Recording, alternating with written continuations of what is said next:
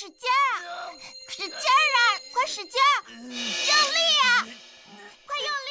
马上好了，有感觉了。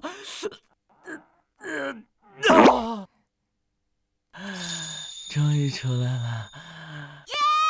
太好了，我哥终于拉出来了！我哥终于拉出来了！太好了，我哥拉出来了！我哥拉出来了！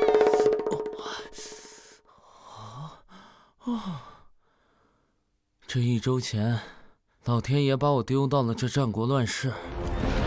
乱世之下，百姓流离，天灾频仍，赤地千里，河川枯竭，本村亦是困顿不堪。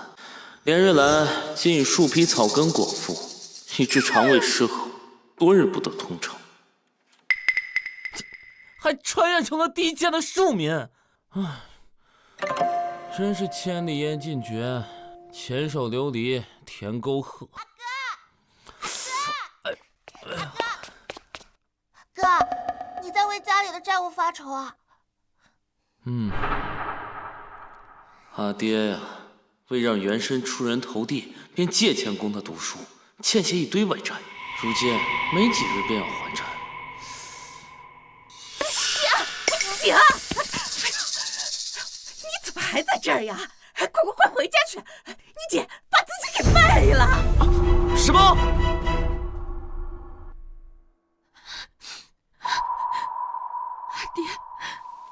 阿娘，这些粮食够家里吃上好些日子了。我看这小妞啊是个美人坯子，又能识字。多赏你们些钱币，可别不识抬举啊！我高家曾经好歹也是名门望族，清白一世，就算举家饿死，也绝不。女儿想活命，女儿被卖去为奴，有吃有喝，死不了。你们就放宽心吧。更何况阿弟勤奋读书，将来一定能出人头地的。这气与钱同不同意，可由不得你们呐。跟我走，走啊！我不同意。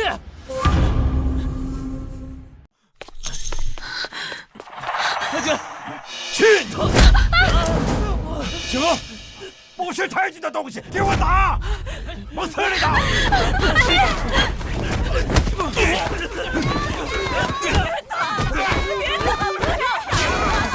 往死里打！不识抬举的玩意！这位大人，求你高抬贵手，不要打了！求求你，别打我阿弟！求求你了，求求你了，别打我阿弟！求你了！走！走啊！走！阿姐，阿姐，阿姐！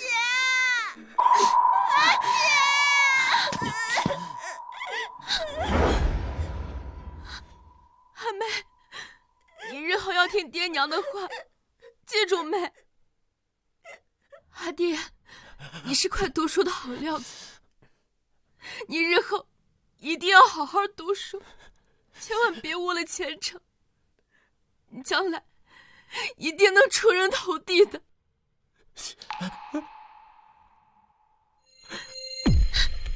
爹娘，女儿走了，女儿老珍重啊！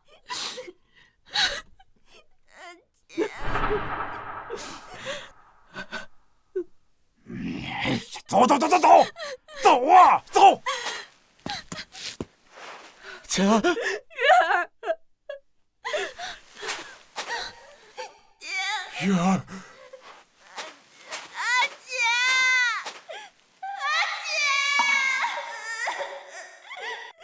阿姐！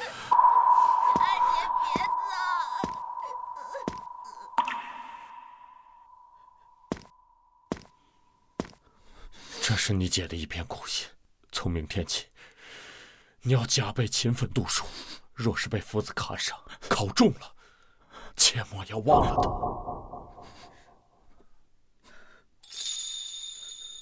他。阿爹，今晚是不是能吃上酥饼了？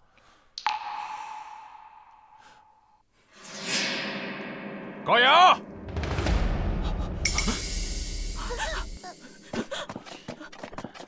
该还债了。张大人，不是还有3日才到吗？我说过吗？哎呀，这不是有钱粮可还吗？去，把它拿过来。不可呀！这是我们家几日的口粮，没有它我们怎么活呀？我管你们怎么活！孩子他爹，不能拿走啊！为什么？你们欺人太甚！景儿，庶子，就凭你们也想动手？哼！这些就算你们3成的债务，3日后把所有钱粮都还齐，不然就把你们都卖到窑子里当奴。走。嘿，走。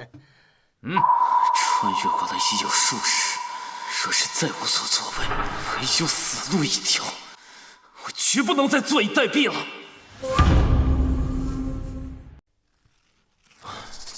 这方圆10里，连根草都挖不着。3天后我拿什么还债？去制盐？不行，这根本不行。虽然寻常百姓交了盐赋便能制盐，但是没有官家的人支持，制盐贩盐根本就不可能。阿哥，看我画了小兔子。哎，有了！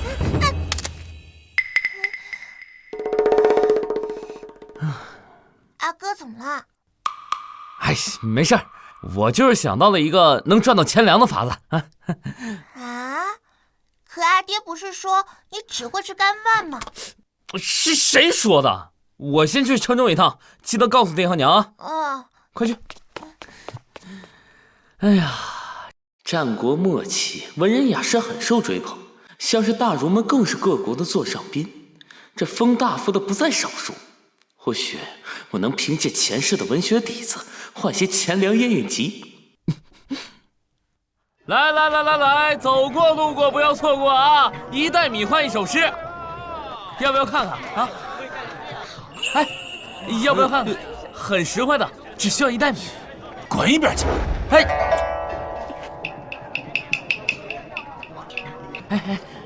先看看，等满意了再赏小的几个子儿也行。走开！你一个庶民也会认字，莫要说笑。庶民怎么了？子曰有教无类。你谁呀？哎，你，我操！你高个什么劲儿？谁规定庶民不能认字？瞧不起谁呢？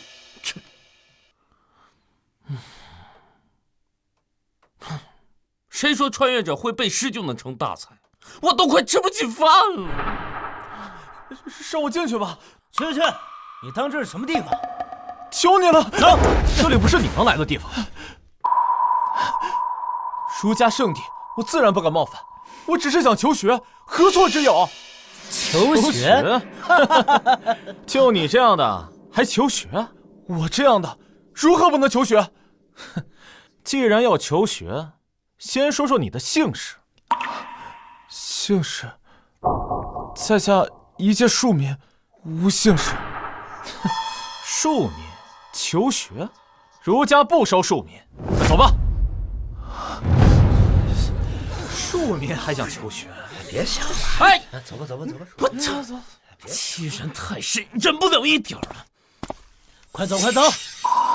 我听说儒家不收庶民，先贤孔夫子的弟子多起于微贱，如今才过去多久，却有人忘记自己姓甚名谁了？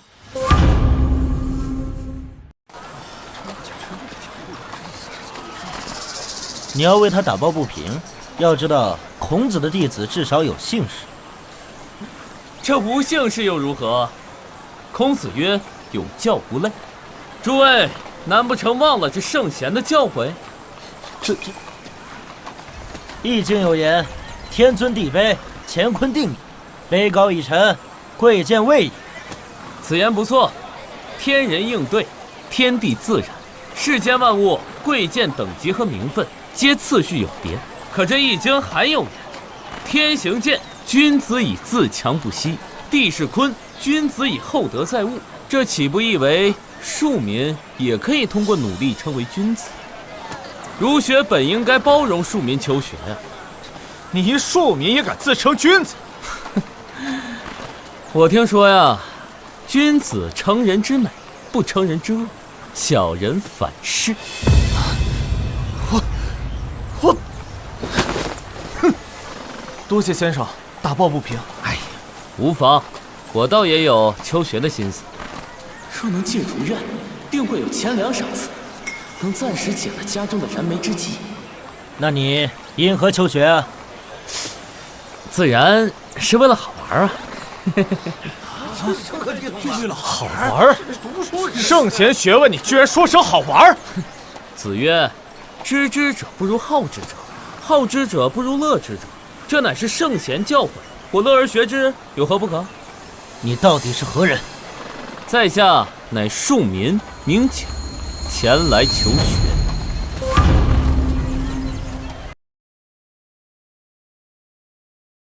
老师，老师，老师，不好了，老师！慌慌张张，成何体统？平日里学的礼都哪儿去了？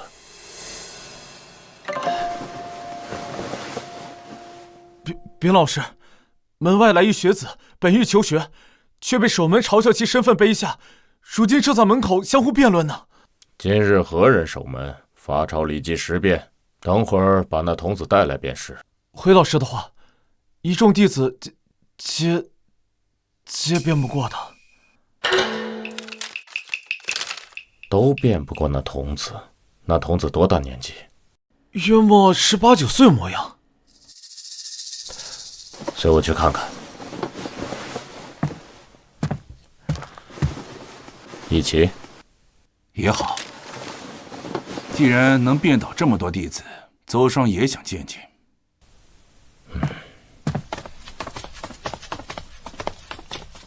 圣贤学问，非庶民可学。孟子曰：“民为贵，社稷次之，君为轻。”庶民为何学不得呀？民乃天下之民，而非你一人。今日我一民来此，你们说卑贱；明日10民来此，你们还说卑贱；1000民、100民来此，依然是卑贱。在你等心中，可有不卑贱之民呢？你，就算你学有所成，也终究落入淤泥，学了又有何用？舜发于犬母之中，博说举于版柱之间，交葛举于鱼言之中，管夷吾举于市，孙叔敖举于海，百里奚举于市。邦有道，偏且见焉，迟也。来，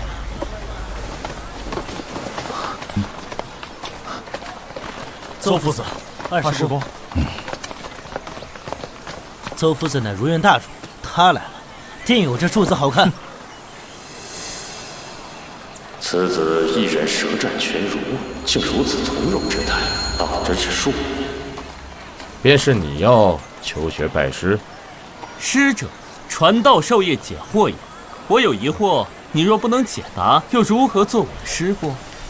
你小小年纪，有何疑惑？人非生而知之者，孰能无惑？惑而不从师，其为惑也，终不解矣。你有什么疑惑，尽管问来。此人威严而儒雅，身份定然不简单。我一问我是谁，二问从何处来，三问我欲往何处去。这问的是什么问题啊？这问题，小孩，这个问题还用得着问别人？你自己不知道你自己是谁吗？你不是说你叫景吗？我可以叫景，你也可以叫景，谁都可以叫景。那请问，景又是谁呀？先生，可能回答？你这3个问题，我回答不了。什么？你这3个问题，我回答不了。夫子都回答不了。秦夫子到。秦夫子来了。小友，老夫来回答如何呀？见过秦夫子。见过秦夫子。竟然惊动了秦夫子，他乃齐国君王亲封的大夫，是邹夫子的前辈，注定名垂青史的大儒啊！见过秦夫子。秦大夫都来了，在战国得罪大夫可不是一件好事，尤其是庶民。战国时期，刑不上大夫，礼不下庶人。若是庶民胆敢冒犯士大夫或其身边人，都不会有好下场。我还是低调些为好。老夫尝试着回答你的疑惑。我是我，从生出来往死处去，可能解惑。多谢先生解惑。看来此答案你并不满意呀。说实话，老夫也不满意，只是勉强答之。如果你有更好的答案，不妨说来听听。小的哪有答案？先生的回答足够了。既然如此，那老夫问你个问题。先生，请问，你觉得人性是善还是恶？秦夫子这是在考验我。儒家8大系失传一系，秦夫子这一系认为人性本恶。我若是回答人性本恶，或许就能拜师秦夫子，抱上大腿。可是，怎么，这个问题很难回答吗？一诚心诚，一诚心诚，一诚心诚。回先生，我认为人性无善无恶，人心却有良知。良知？可是出自孟子的《尽心篇》，人之所不学而能者，其良能也；所不虑而知者，其良知也。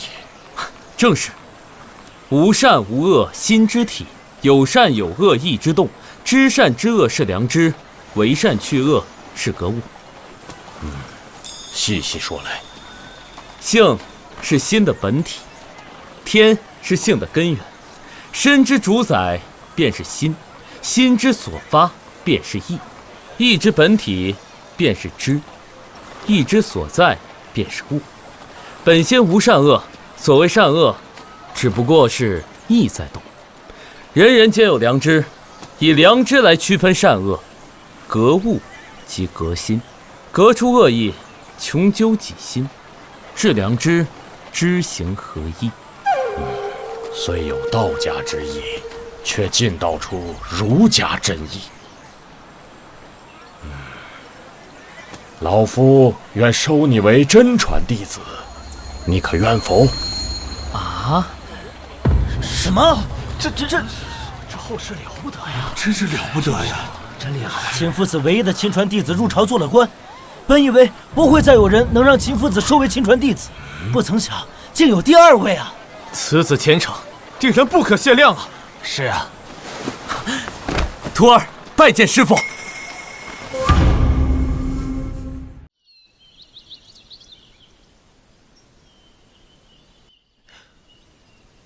高景小师兄的族室原是齐国名将之后，因高阳触犯礼法，被剥夺兵权，贬为庶民。高阳为小师兄谋出路，四处求学借债，只为供小师兄读书，还因此欠下了一大堆债，日子过得尤为清贫。唉，父母之爱，则为之计深远。虽为前手，父劝而教，愿子以学立身，怪不得他有如此学问，是有一位好父亲啊。不过高氏一族因触犯礼法被贬为庶民，民间传闻高氏一族乃是被人设计陷害。贵族之事，莫要妄言。汉子凡、李之，你们小师兄出入如愿，你们各将一份贺礼送与他家。是。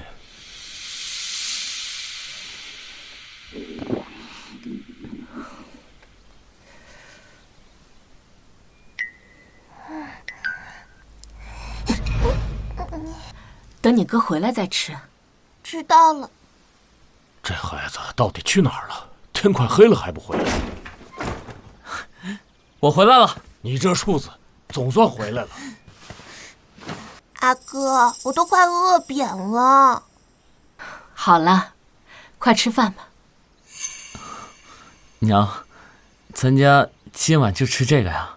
哎，你这数子，你还挑上了。要不是因为你读书10年却得不到功名，咱们家能沦落到这般境地？行了，别训孩子了。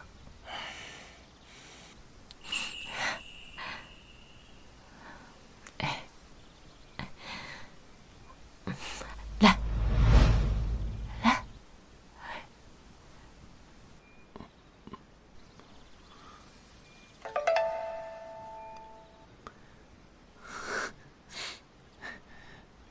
爹，娘，你们平时干活累，多吃点啊。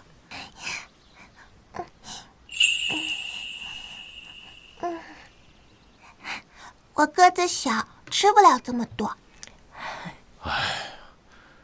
我跟你们娘啊都不饿，你们正在长身体，多吃点啊。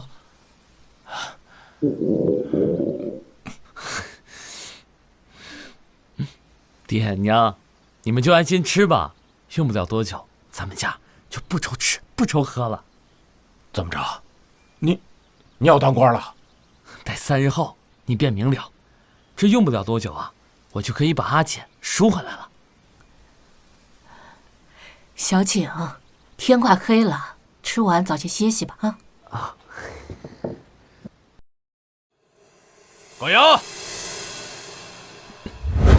给老子滚出来！谁呀？高阳！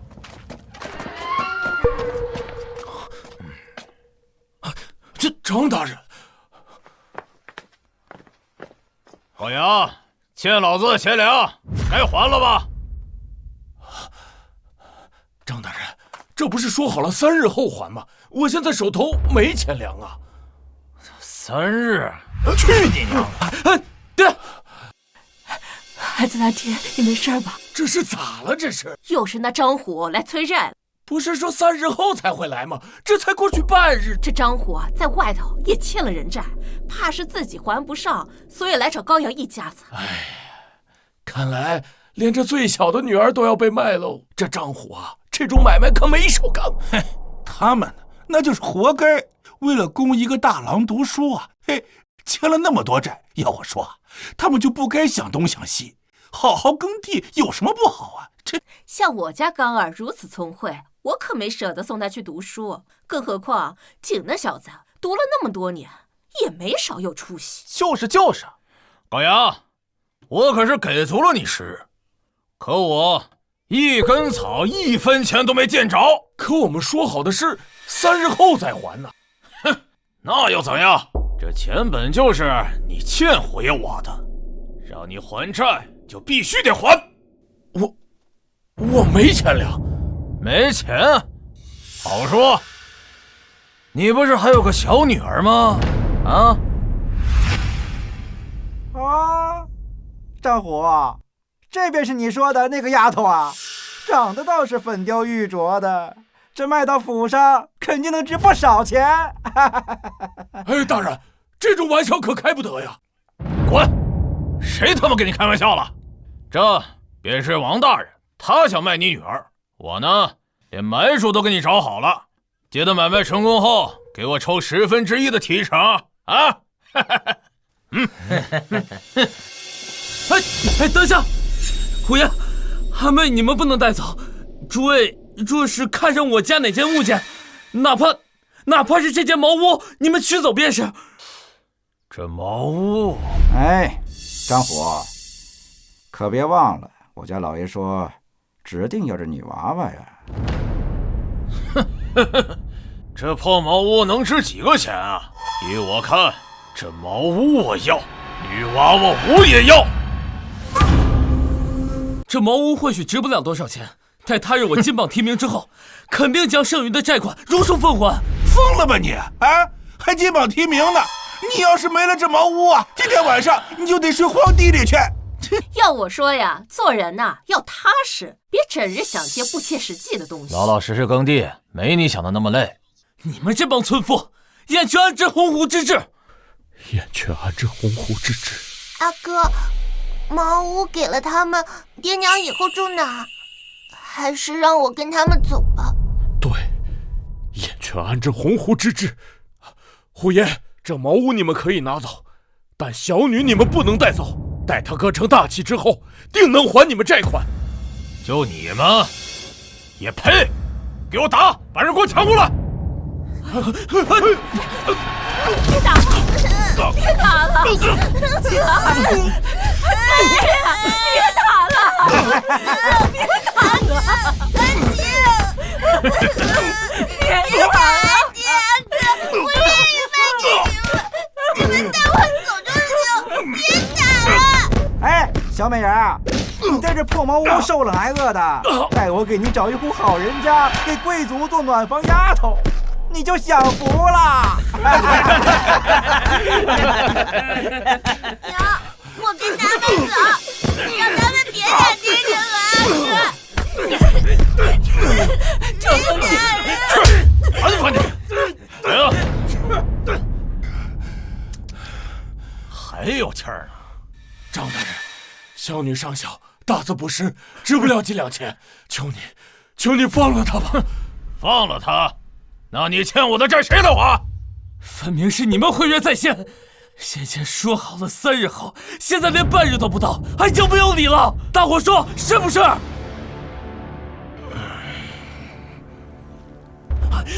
树子，你想搬救援，问过我了没有？你问他们，谁敢得罪我张虎？你敢吗？还是你敢不敢？哎呦，虎爷啊，他们都是活该，我等可不会为了他们得罪你。你们是风日强，是太县令，阿妹，你们带不走。树子，你很狂啊！那我就让你知道狂的代价。青儿，跪下！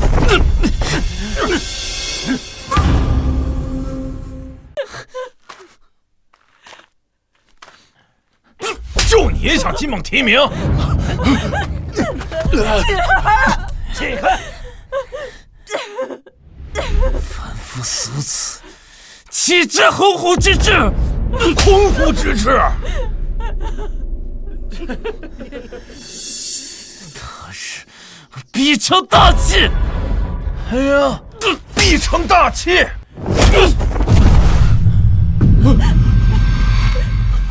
青儿，树子，你现在认清自己是谁了吗？我乃鸿鹄，嘴呀真硬啊！说，你是谁？大人宽宏大量，我儿年纪尚小，不懂礼数，求大人放过他吧，大人。求求你了，别和孩子计较，求你了！坏人，放开阿哥！滚！大人，别打了，再打要死人了。要我放了他也可以。来，从我这胯下钻过去，我便考虑一二。爹，别钻，别听他老匹夫的。不钻，把这树子的手指头打断；再不钻，便是胳膊，再是腿。我钻。爹，钻！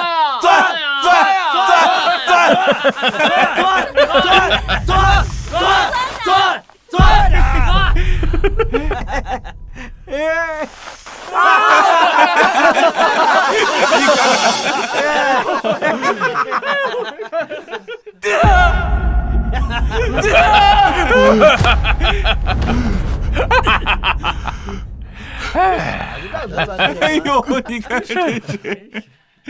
怎么样？你现在认清自己是谁了吗？来，再钻！等等，我说，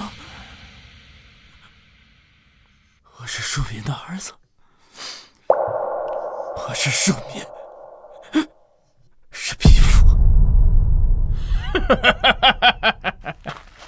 哎呀，好，哼，认清自己就好。张火，若是让我活着走出这院门，定会让你付出1000倍的代价。时候不早了，带上这小丫头，我们走。别碰阿妹！你这庶子还是不服，给我打到他服为止。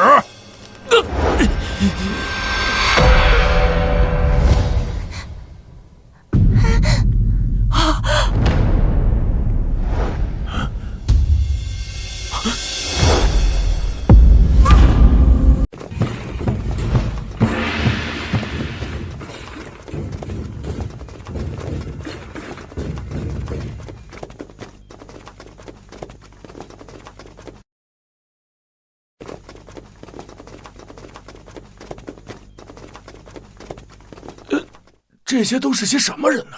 如此大阵仗，穿着不凡，身份定不简单，一看就是个达官贵人。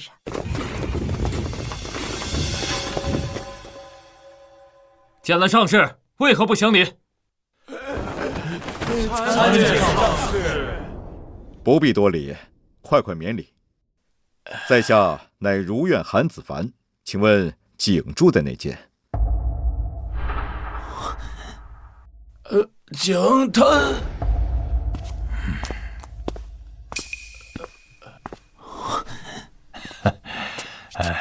在下见过韩公、李公，不知二位来此是所谓何事啊？我们来找景，不知他住在哪间？高景？他怎么突然问起高景？莫非这庶子与如月有关系？韩子凡，我在这儿。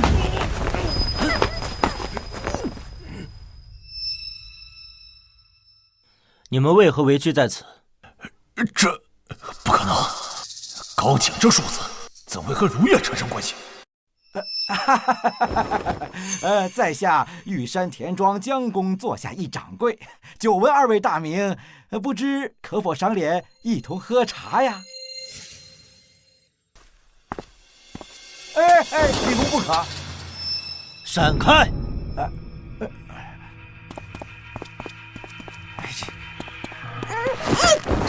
死丫头，敢咬我，你找死！放开他们！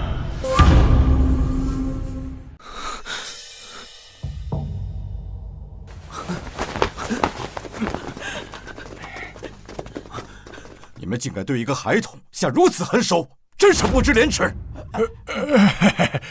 韩公息怒，是这等小人欠我钱粮不还，我便出手教训了一番。对，原本啊，我们想把这女娃子买走，谁曾想她突然反悔，还趁机打了我们呀！胡言乱语，分明没有此等事，是你们颠倒黑白，是你们不讲信用，强买强卖！住嘴！欠债还钱乃天经地义。韩公，不信可以问问这帮村夫啊。对，是锦衣家欠钱不还，还出手伤人。虎爷、楚爷是被逼无奈。你们这帮趋炎附势的软脚虾，难道要弃真相而不顾吗？我也是为你们着想，就为读个书，把房子都读没了，你们今后住哪儿？就是，明明是农民的命，偏要想着去当官。哼，谁对谁错？你们真当我眼瞎？李公啊，我们说的可是句句属实啊！句属实啊！景，乃我老师秦夫子亲传弟子，我的小师兄，岂会犯这种错？你说什么？他是秦夫子亲传。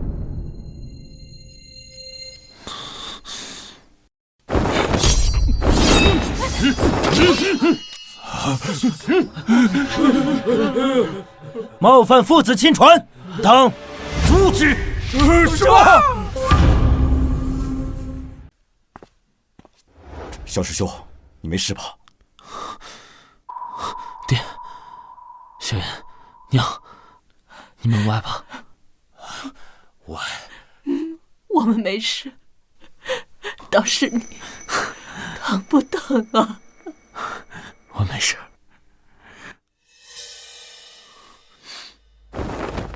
经谢过二位。是我们来晚了。这庶子竟敢冒犯小师兄！李公，你听我解释啊，这是高景叶家欠债的钱，我也迫不得已呀。何况我也没想杀人呐。混账！你知不知道，冒犯大夫或其身边人要受其罚？更何况景小师兄乃是秦夫子亲传。他真的是秦夫子的亲传。对，是他的错，是他要买他的丫头。对，不对，好你个陈虎啊！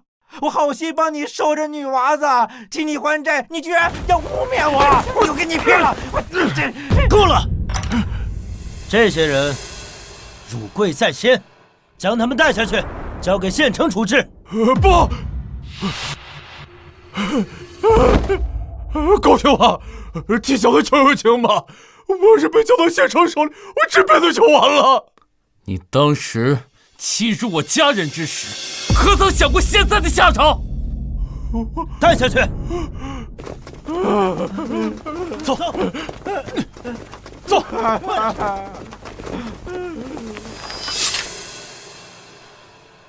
小师兄，此等恶徒，须以律法严惩，否则日后定会再犯。我定会让县城使其付出代价。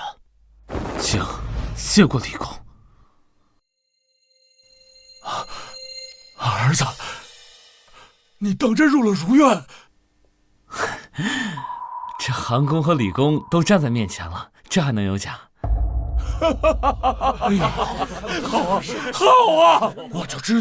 我就知道你能成大事，也不枉我这些年的辛酸教诲。没有辱没祖上三世公族啊！将贺礼拿上来。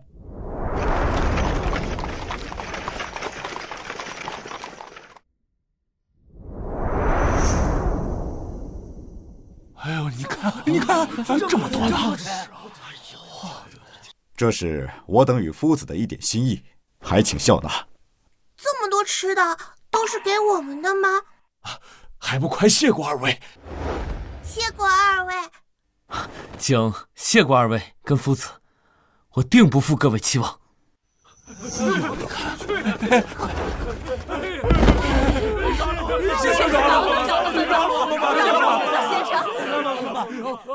乱世，人人自危，这不过是人之本性罢了。望诸位日后好自为之。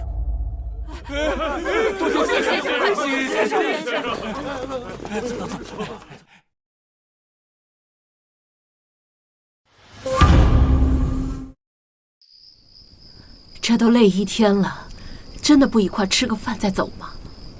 夫人，再晚些便是宵禁，要早些进城。待日后有空，我等必亲自登门尝尝夫人的手艺。无妨，读书人以学业为重。没有学成归来，别回来见我。爹娘，你们放心吧，孩儿定不辜负你们的期望。等我功成名就，咱们一家人一起住进府邸享福。娘，我知道你要说什么，放心，我一定会把阿姐平安带回来的。好，有你这句话，娘就放心了。阿哥，小妍可以接到阿姐了吗？当然了，你马上就可以跟阿姐团聚了。太好了！爹娘，那孩儿就先走了。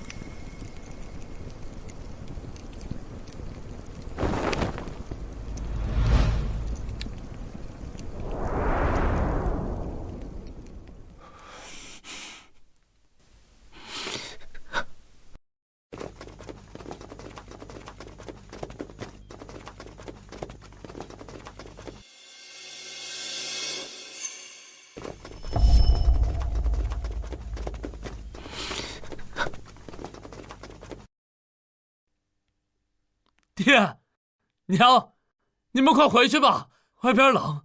日后若是有人找麻烦的话，你们就去找县城，他跟老师是交好。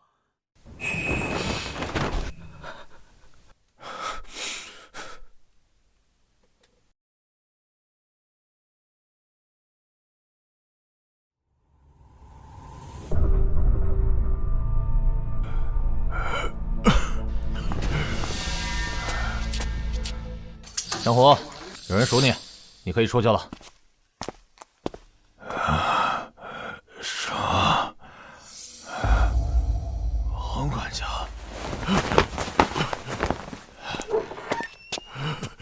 王管家，你一定要救救我！蠢货！听说是如愿的人把你害成这样的。对，是如愿的高景。高景？他好像有个姐姐在我们府上。您的意思是？怎么处置随便你。敢坏爷我的生意，就算是如愿的人也不行。是。高景，这下你死定了！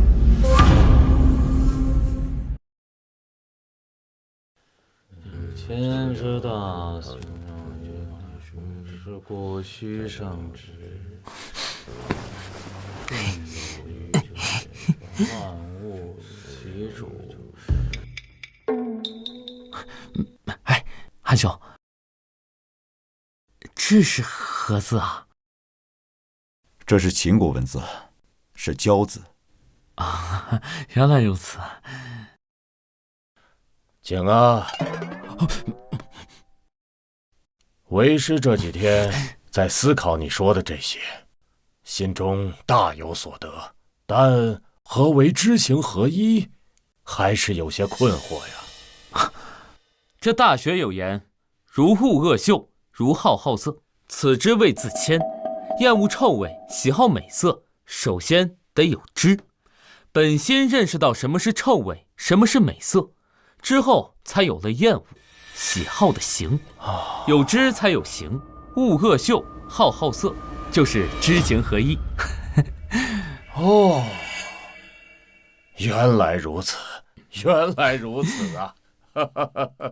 老师，这几日都是你在向小师兄请教，而小师兄想学的都是我在教，这到底是谁在教谁呢？三人行必有我师焉，谁教不都一样吗？那景啊，你想学什么？这先学认字吧，把字认全了再学别的。穿越这些日子，就只会奇文，其余的一概都不会。还是得多学些。老夫通晓33种文字，你想学哪一种啊？儒家讲究博约，我都学。尚书还讲经医呢，你同时学习33种文字，你学得过来吗？学得过来，我还年轻，时间还很多。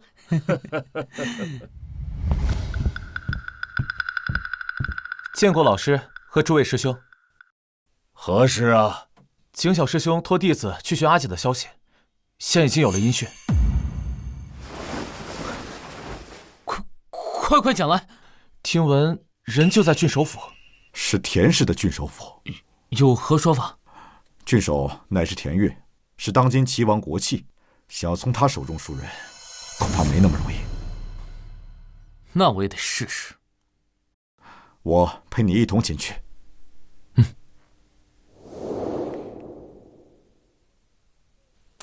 你们二位小心啊！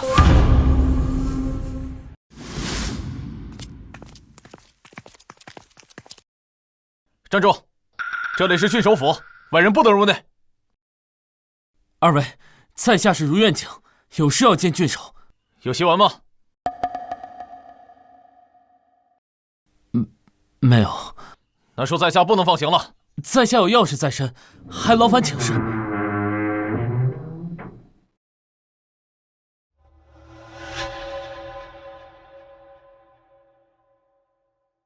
你们进去吧。先进去再说。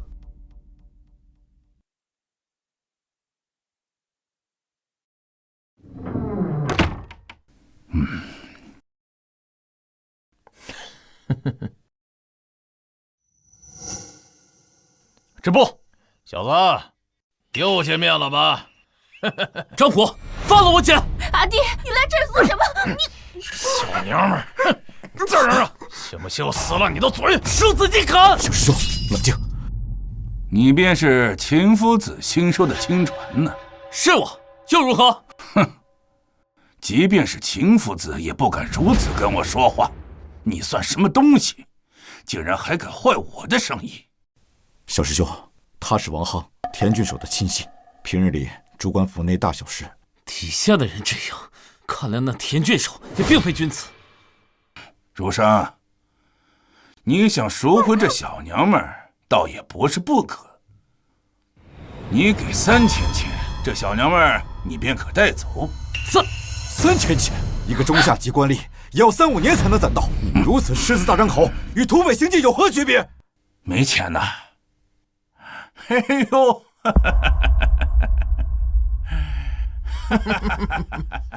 那这小娘们儿，爷我可就要享福了。你别动他，钱我们出。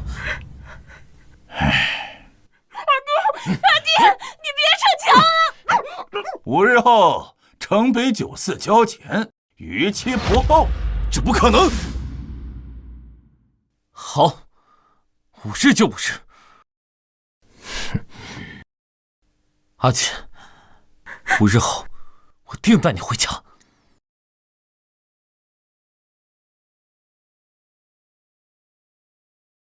王管家，他真能做到？早就该打压这些儒生的气焰。呵呵。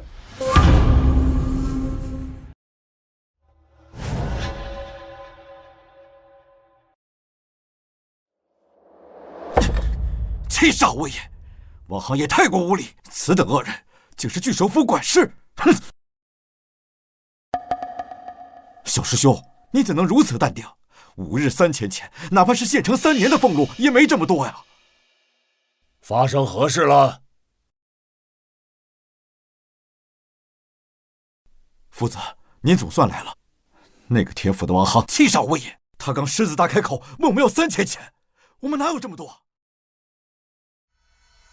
他根本就是想为难我们。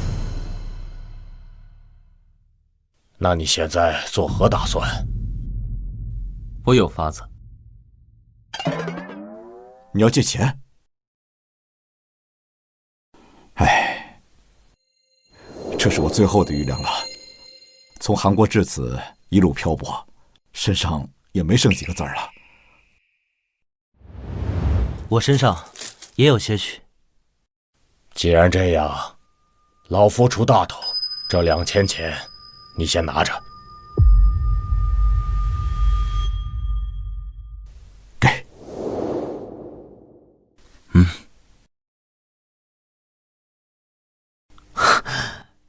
请谢过老师与2位。不过，我并非是要借钱。你不借钱？我是想要诸位投资我，助我营商。小师兄，你要用我们的钱，那还不是借？哎，并非，我出法子，诸位出钱，事成之后皆有分成，还可钱生钱，再生钱，如何？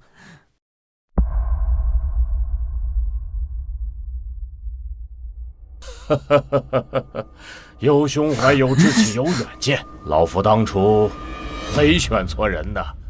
我等自然是相信你，只是不知道你要经营什么营生。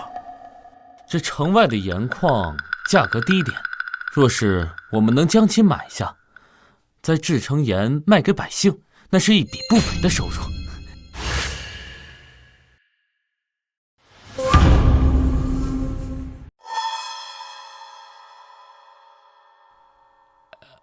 诸位，这可是一笔大生意啊！小师兄啊，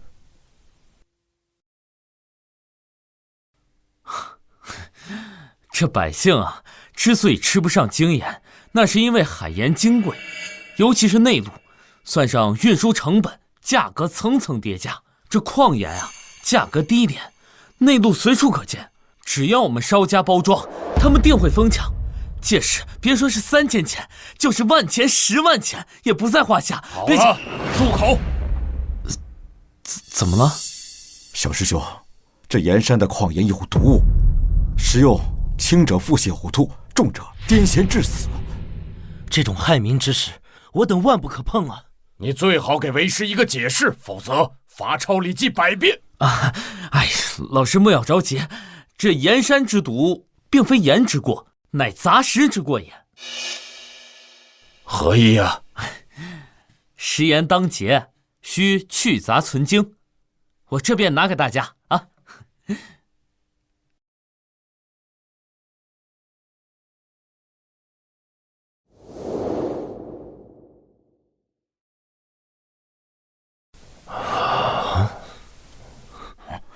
这是矿盐啊，正是。此盐去杂如敌尘，凝精如化玉，色无瑕，质无粒，这质感远远高于海盐呐。若是能得到老师的支持，弟子定将此盐推广至全国。此盐真无毒？哎，你们可以尝尝啊。看老夫做甚，你们尝尝啊。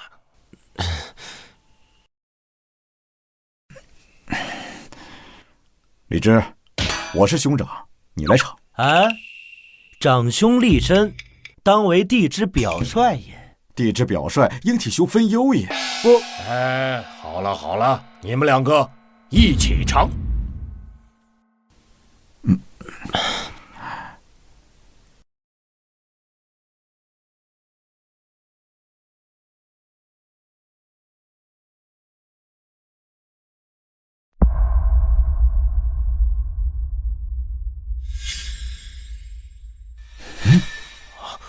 如何？这盐不好，快叫郎中，这盐有毒！不，这盐真乃仙品。当真？千真万确。夫子，不信你也尝尝。老师请。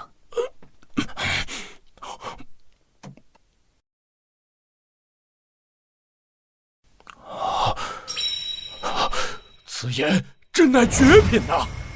这生意我做了。小师兄，还有我们。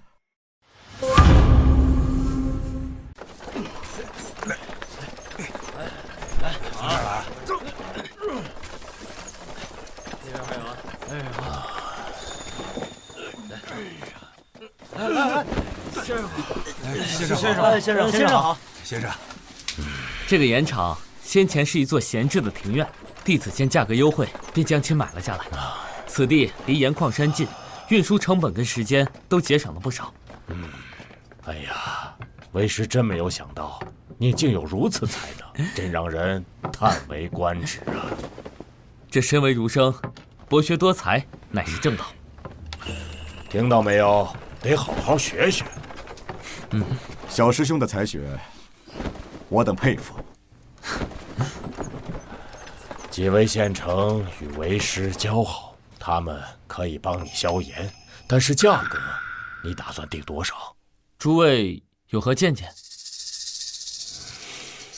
依我看，此盐如化玉，色无瑕，质无粒，胜过此前所谓的精盐数倍，自然要比之前的盐商更贵才是。不，恰恰相反，他们卖10钱，我们就卖1钱。为何？我要让这天下人都吃得上精盐，更何况薄利多销，挣的不会少。手握精盐而取11之力，宁舍万金而济苍生，此等大义，老夫也未见有二啊！君子心非独惜自身，乃系天下之前手。小师兄为人，令我等敬佩。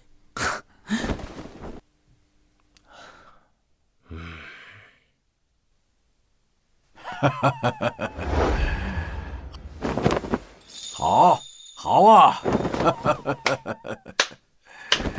哎呀，郡守，您找我？来，尝尝。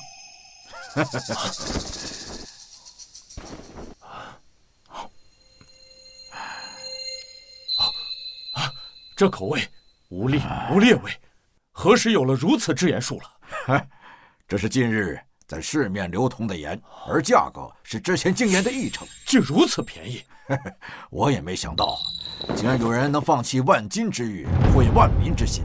而此人名叫高景，可是那位秦夫子新收的亲传。正是，我也早就想结识这位才子。正好明日有一场论兵，你去给如愿发一张帖，就说本郡守有约，让他务必带上高景。是。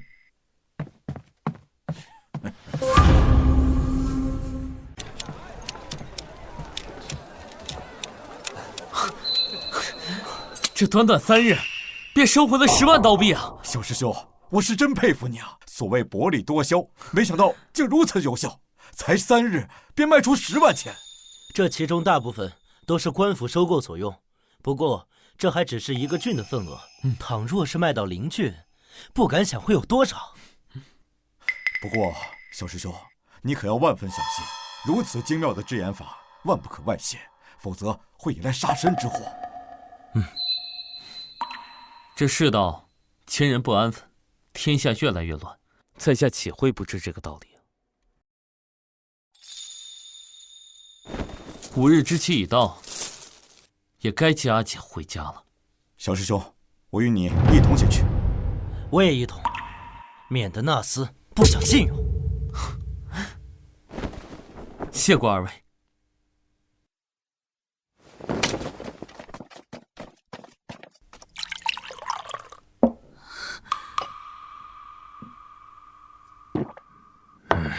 姑爷，时辰已到。小娘们儿，看来今天你那蠢货弟弟是不会来了。他5日想凑齐3亲戚，就凭他不知天高地厚。你呢，以后就跟着我吧。混账！你别碰我！别给脸不要脸啊！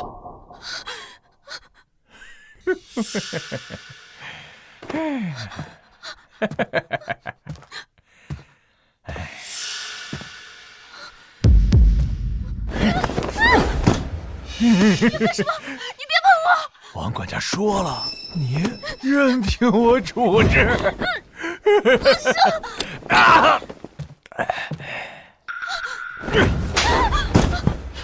你不过是被买来的贱婢，也敢反抗虎爷我，找死！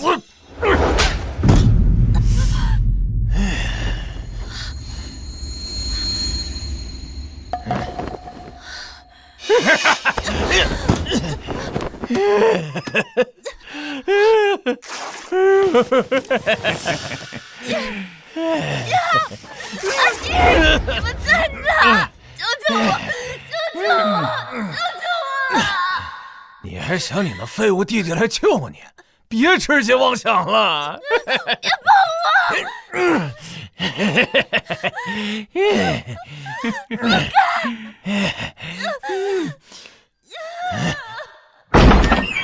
住手！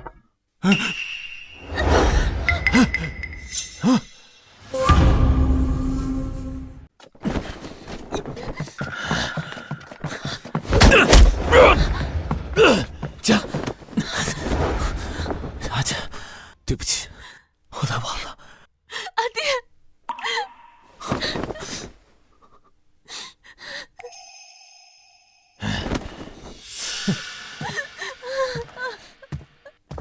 原来你小子真的来了！钱呢？没钱你不会是想过来明抢吧？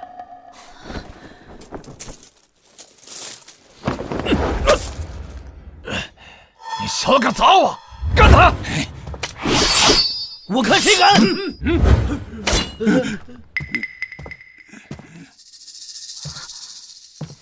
好，算你有种。钱你拿好了，1分不少。二爹，这钱是哪儿来的？阿姐，你放心吧，这钱是我赚来的。哎，你小子，看来秦父子还挺看重你的，竟连3000钱都肯借你。不过呢，这少了，哼，连本带利你总要给我5000钱才能把这小娘们带走。5000，先前分明说好了3000，坐地起价，枉为君子。君子，君子能值几个钱啊？少废话，给钱！你信不信我现在就砍了你？师兄，好，这钱我给。算你识相。小师兄，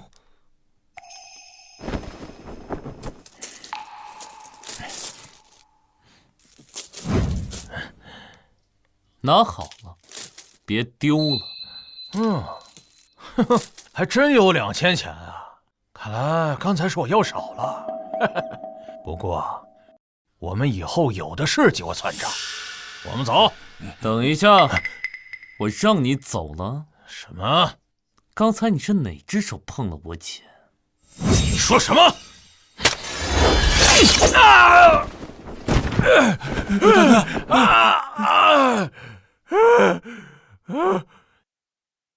你敢看我手，打死他！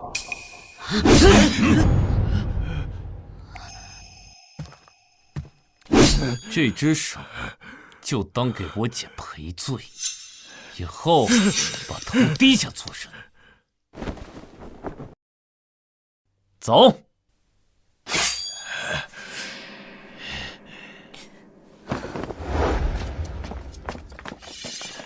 好急！爹、娘、阿妹，以后啊，这就是咱们家了。好小子，这才过去多久，你就买了这么一处宅子，你也太败家了。哎，现在小师兄可是郡内有名的盐商，即便是买下10座宅子，也不在话下。太好了，以后再也不用跟爹娘挤一张床啦。阿哥以后啊，单独给你准备一间大房间，好不好？娘，你怎么了？没事，娘是想你阿姐了。她要是在这儿，她得多高兴。不知小月现在情况如何？爹，娘，小妍，小月，小月，阿姐，阿姐，阿姐，我好想你啊！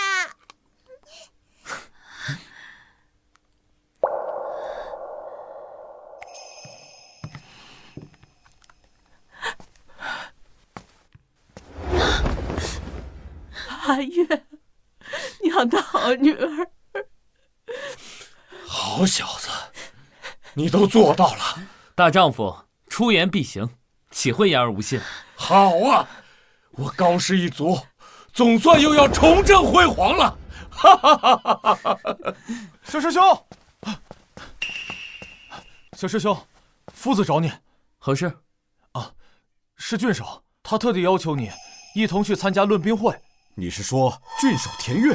啊，正是。他为何突然找我？难道是因为张虎和王夯的事儿？也许来者不善。小师兄，我们一同前去。好，正好，我也想去会会他。走。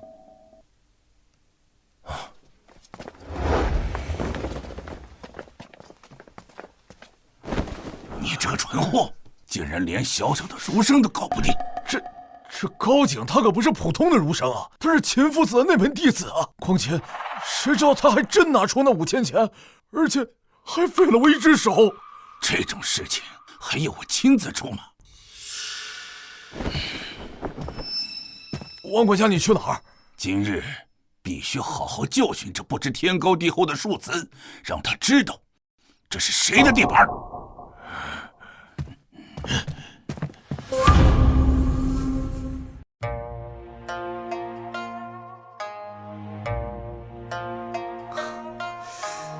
这今日来的人倒是不少啊。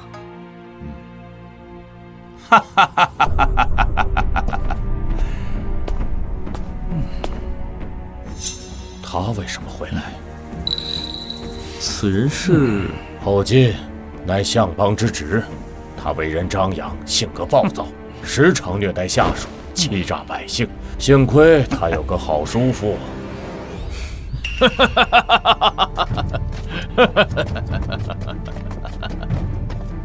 蒋毅也来了。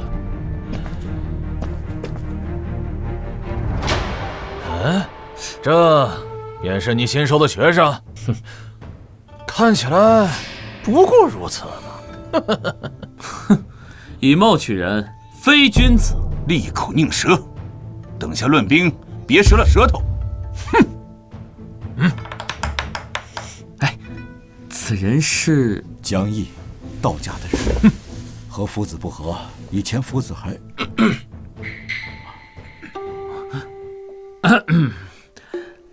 哎，这田悦喜好哪门学说呀？田悦的祖父乃是齐王亲封的司马，他从小耳熏目染，精通兵法。兵法我也略懂一二。师兄，你与郡守府的王夯有恩怨，可兵法并非你的强项，切记等下莫有乱说话啊！你怎知非我强项？这里不是如愿，来这里的人非富即贵，若是惹出事来，夫子也很难保你。哎，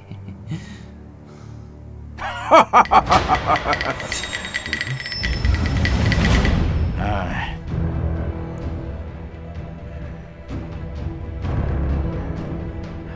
啊！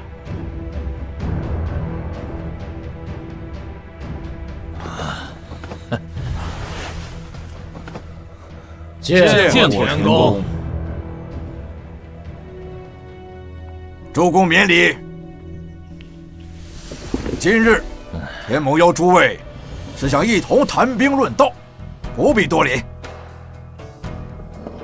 来，田某先敬周公一杯。嗯。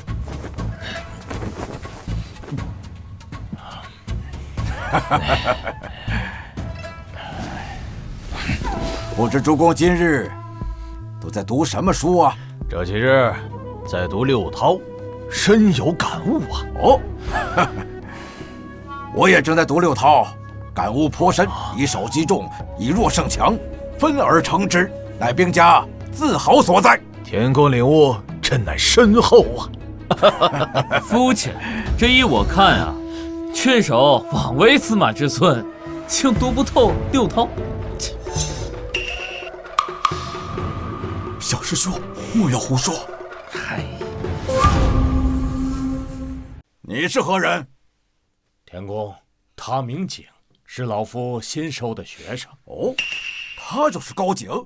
哼，谁人不知以弱胜强，以少胜多，一向是兵家自豪所在。秦夫子，你弟子竟然连这点都参不透吗？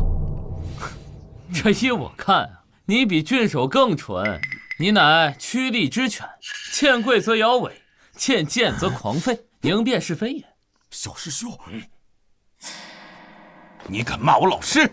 如月没教你尊老之礼吗？我所尊者，非年岁之老，乃德行之高。你，田公祖父乃司马，岂不比你懂得统兵？在下不知，跨马不识途。你竟敢将后宫比作跨马，简直是狂妄无礼！小师兄真能说，这就是老夫让他畅所欲言的原因，他不会输的。行了，此宴本就被论兵，周公皆可反驳。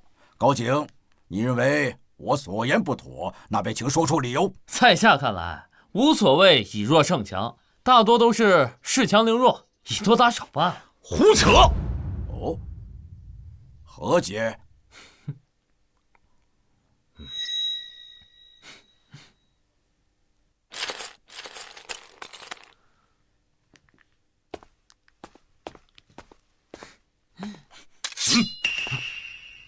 哎，这简单来说呀，敌方10，我方5，正面打肯定不敌，所以啊，就要用各种方法来算计，来分割敌方的兵力。此为以少击众者，必以日之木，伏于深草，要之爱路。以我方5攻敌方4，优势之下击溃敌方，我方损1于4。同样，再以我方4攻敌方3，同样优势之下胜之。以此类推，以3打2，以2打1。这与以少击众，反而趁之，有何区别？还不是以弱胜强？哎，非也非也。哎，这确实是非也。主公，如此战局已定，从总体看是以弱胜强，但细看之下，却是恃强凌弱。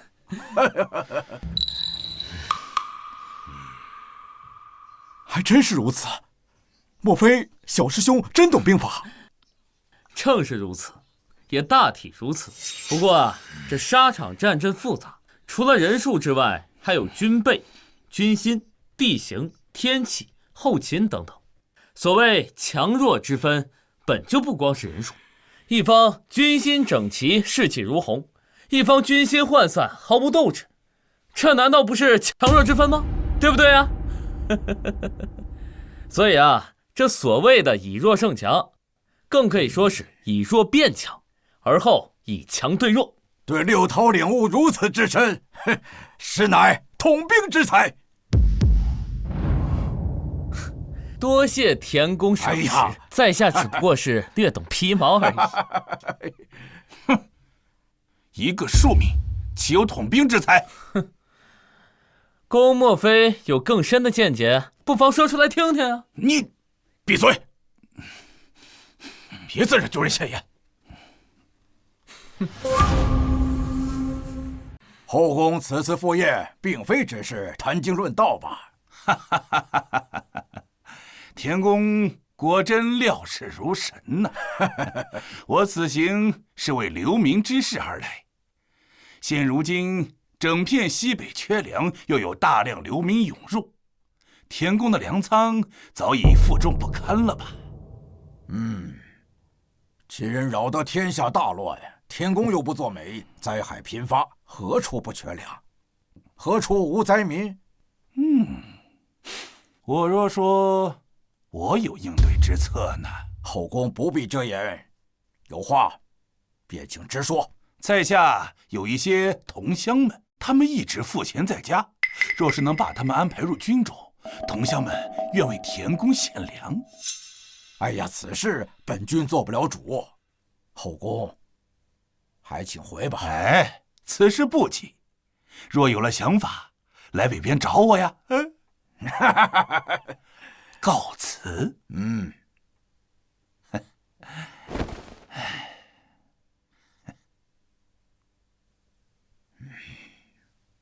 田公，此人心存不轨啊！他的叔父乃是相邦，何须我们来安排同乡？况且是西北这种贫瘠之地，看样子那些流民和他脱不了干系。可我们真要无粮可用，那些豪强士绅又不肯松口放粮，又当如何？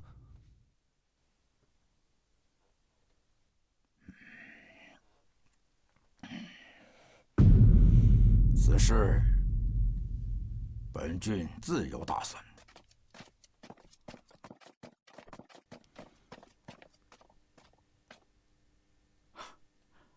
小师兄，我没想到你对兵书有这么深的领悟，在下佩服。当然了，我始终坚持不越精神。你方才在宴上出尽风头，可田月非寻常人，你定要万分小心。景先生，景先生，我家主人想见你，请进一步说话。田公，他有何事？请随在下去便是。好，放心，老师还在府中，不会有事的。请。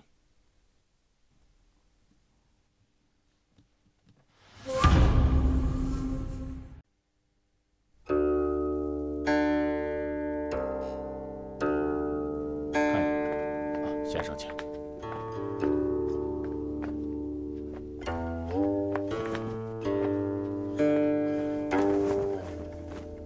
见过田公。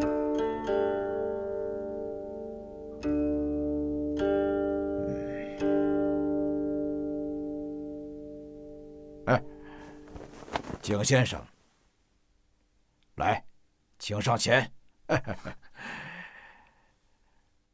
先前在宴上，先生似乎对我有怨。在下不敢。不敢？那就是心有所想。这田月不会因为这点小事叫杀人灭口吧？田公有事便说，不必拐弯抹角。拐弯抹角，好词。景先生说话总是那么精疲如离，那我便直说了。秦人欺我欺人太甚，秦人攻不破我齐国的城墙，现如今妄想破我齐人之心。要想一个国家灭亡，必先教其志，乱其政，腐其身，离其心。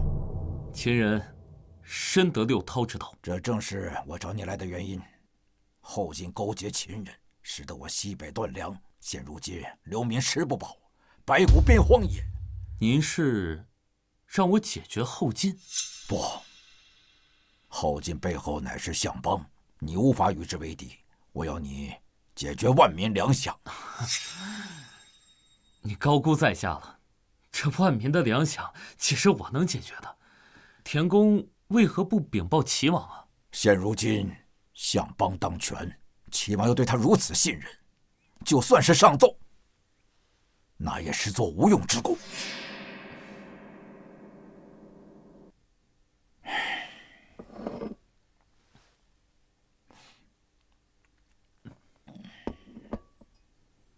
只要你能解决外面粮饷，你和你的氏族都将会提升为氏族，且后晋日后绝不会惊扰你和你的家人。莫非田月真不知手下人所做的龌龊之事？如何？这加官进爵乃是振兴士族的希望。好，一言为定。不过先前说好，无论什么方法都行。没错，只要你能够解决粮饷。好，那你大概需要几天时间？只需3日。你确定？在下先告退了。景先生慢走。主公，您真相信他能办到？此子城府极深，先前在宴上故意挑衅于我，后来又用六韬之道引我注意，看样子他似乎听到了一些风声。那您还选他？他若真能解决粮饷，这何尝不是一件好事？可他没法解决粮饷。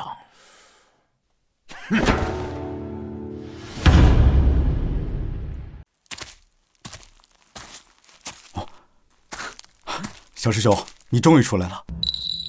我能有何事啊？夫子呢？啊，夫子不想碰到江毅，便先回了，让我们在此等你。看来夫子和这江毅渊源颇深呢。既然无碍，我们早些回吧。三位，且慢。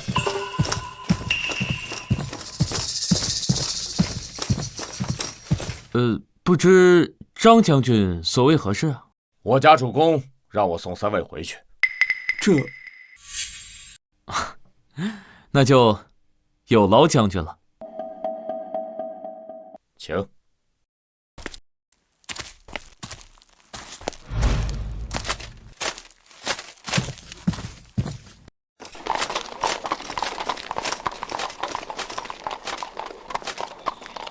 听闻张将军曾随田司马一同征战沙场，屡立战功，立下了汗马功劳。那都是许多年前的事了，不值一提。有何不好提？大丈夫当提3尺剑，策马踏疆场，方是真英雄。过奖了，过奖了。景先生如此年轻便有此作为，将来定不可限量啊！这便是高进的车队。正是，很好。随爷爷我上，走走。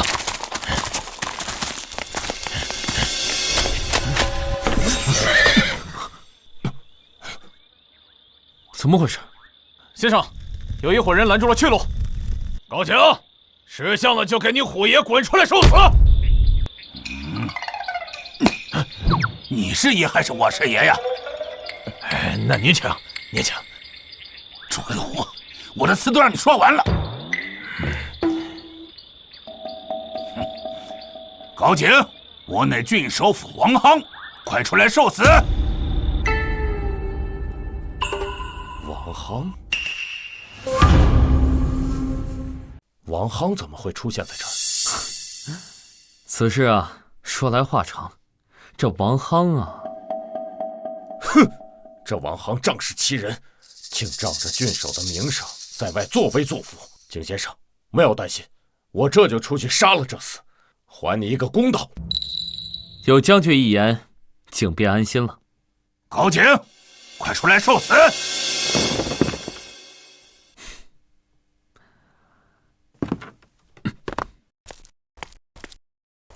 哼，王管家，何必如此动气啊？起先我考虑想放你一马，但你不识抬举，搅和我生意不说，还敢伤我的人。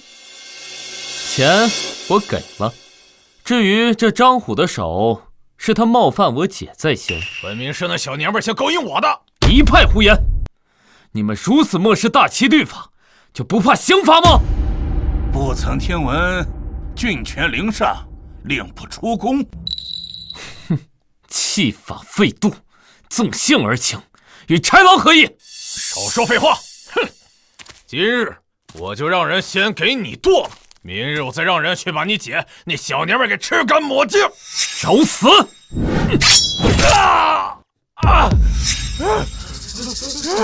王管家，他要杀了我！哼，大胆，敢在爷面前造次！谁砍下高景的人头，赏1000钱，给我上！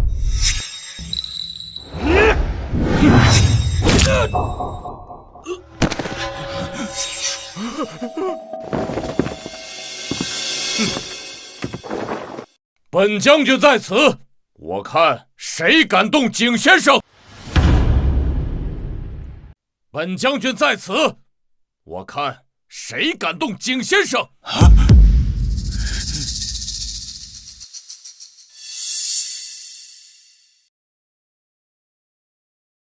张将军，你怎么在这儿？王管家，你在外好大的威风！张将军，你听我解释啊，是他挑事在先，他搅坏我的生意。住口！你自己回去与田公解释吧。若是让田公知道此事，我今后只能在牢狱中度过，只能……张宇，你给脸不要脸！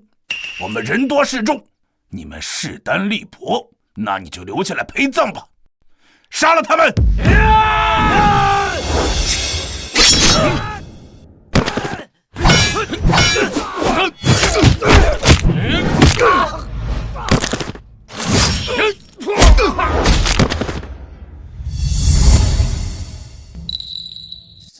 什么？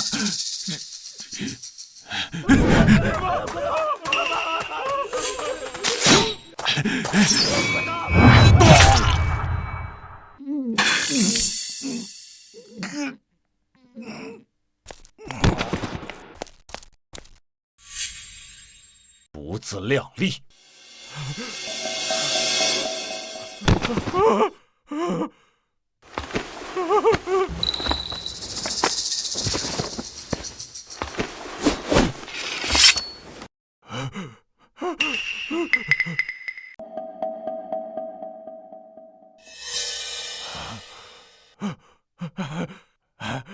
各位爷，饶命！小人真是一时糊涂啊！张虎，你作恶多端，死有余功！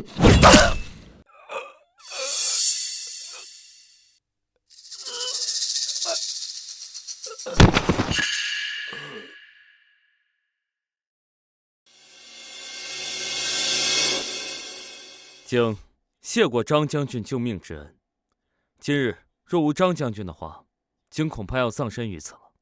是郡守府愧对景先生，本将军只不过是替田公清理门户而已。王夯行不端，乃其心术自坏，而非上官之德不修。多谢景先生体谅，我这就带王夯的遗体回去见田公，就不陪景先生回去了。无妨，前方不远就是如愿，将军请回吧。告辞。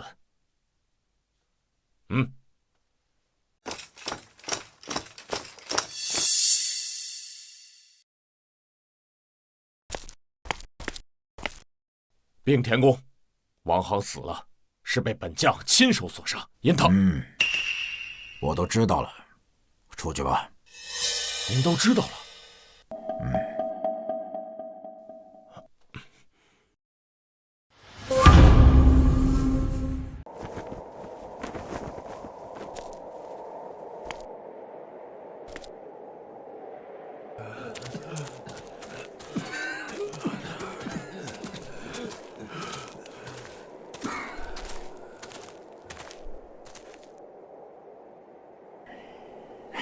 ？3日已到，景先生直到现在还没有任何消息，莫非他逃了？这高景3日前一别，就再也没来找过我。他不需要本王的协助。田公，要不要派人去寻他？再等吧。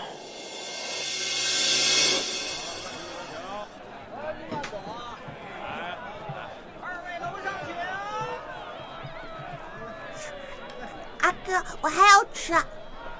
好，小二，再来份鹿肉。好嘞，客官。小师兄，小师兄，你在这儿可让我好找啊。何事啊？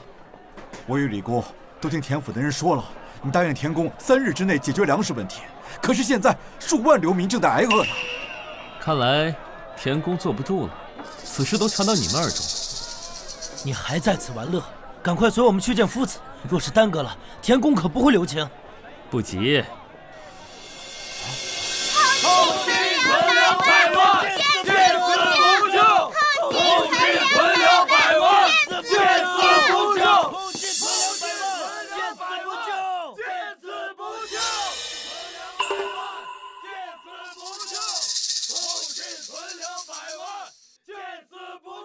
听闻这后进屯粮100万，却不愿意放粮，而且听说这饷粮乃是官家的救济粮，他不但拿出来卖，价格还翻了数倍，这是要发国难财啊！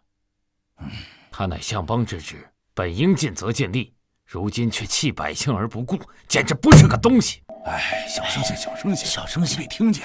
我就说他能拿我怎样？嘘，隔墙有耳。小师兄，这消息是你放出去的？这田公只说要他们吃上粮食，可没说用什么手段，我只是顺势而为罢了。那些灾民多日未食，他们为了活下去，什么都做得出来。对，接下来他们会破仓抢粮。后进屯粮100万，见死不救！后进屯粮100万，见死不救！今天必须让后进开仓放粮！开仓放粮！开仓放粮！开仓放粮！开仓！开仓！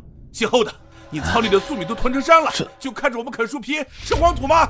这本就是官家发的救济粮，使这姓后的私吞了，我们缴税纳银，可不是让你发国难财的。对，必须让他开仓放粮！开仓！开仓！开仓！开仓！开仓！开仓！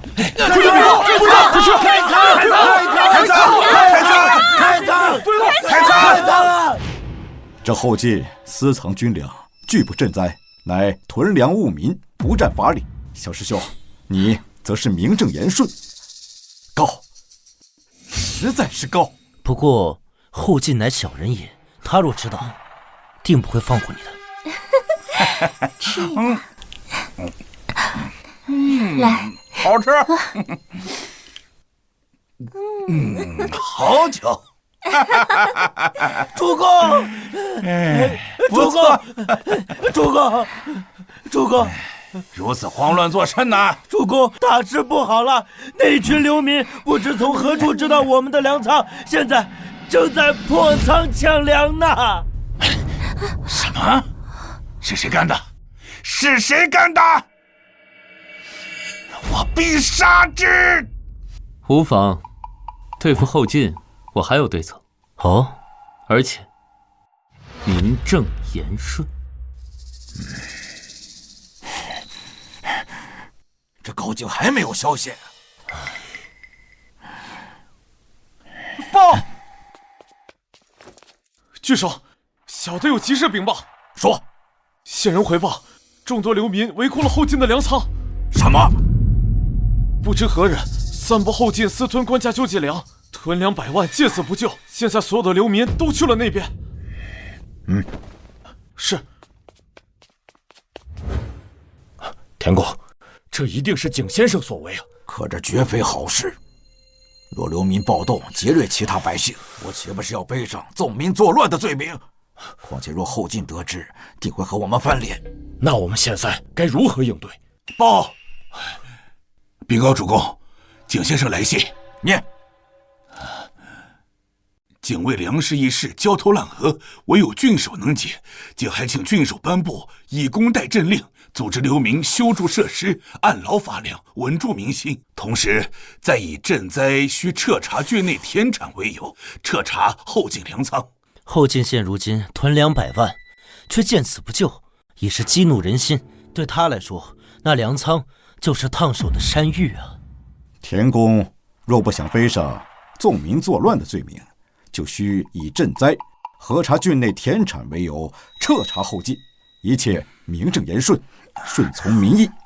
后晋不得不做，到时后晋只会认为这是田公所为。没错，小师兄，我实在是佩服。好啊！嘿，高景这招还真是妙啊！田公，那我们现在应该如何？如何？收粮去！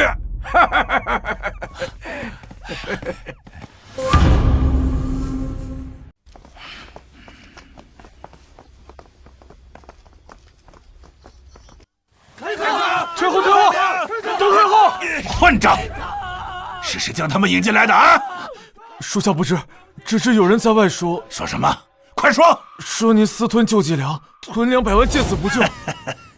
定是田悦所为。主公，大门要被这帮贱民撞开了，要不要放箭杀了他们？蠢货！现在外面有无数双眼睛正在盯着我们，要是杀了这帮贱民，我叔父定饶不了我。你带着脑子！撤！住手！都住手！退后！都退后！报！主公，田郡守来了。他还有脸来呀？郡守，这后晋不是人，私吞救济粮，不顾我的死活。是啊，你要救救我们啊！诸位误解了，其实这粮仓中的粮本就是为诸位所准备。后宫，吃不吃啊？王八蛋！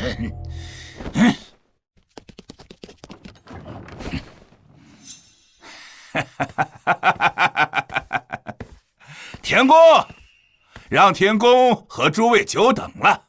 田公说的没错，这粮仓每一粒粟米都是诸位的，无需担心。真的吗？说的吗？真是好事！真的吗？我们真的有救了！开仓！开仓！是。该死的田悦！诸位，这粮并非不劳而获，而是要以工代赈换粮，这是郡内新令。不过诸位可以先领粮，填饱肚子，再议啊！田公英明！田公英明！田公英明！田公英明！田公英明！田公英明！取粮！领粮了！哎，走！走了！来走！主公，现在我们该如何？此计策绝非田悦所想，定是有人在旁出谋，哪怕是翻个底朝天，也得把他给我找出来。是。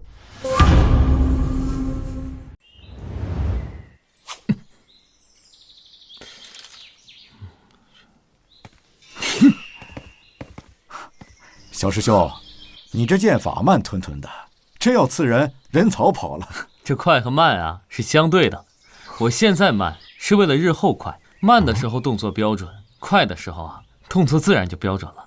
韩兄啊，你若是不懂武功，就别乱说。武通常都是由慢到快。我不懂武功，但是小师兄现在看起来，这个精气神倒是旺盛了许多呀。这以前啊是这饥一餐饱一餐的，风餐露宿，现在是吃喝不愁了。再加上我心态足够端正，身体恢复后啊，体质大幅度增长，精气神也增长了不少，人自然就看起来精神多了。不知二位师兄前来找我何事啊？当然是来庆祝小师兄恢复了爵位。这酒水我都准备好了。如此甚好，来，快请坐。请。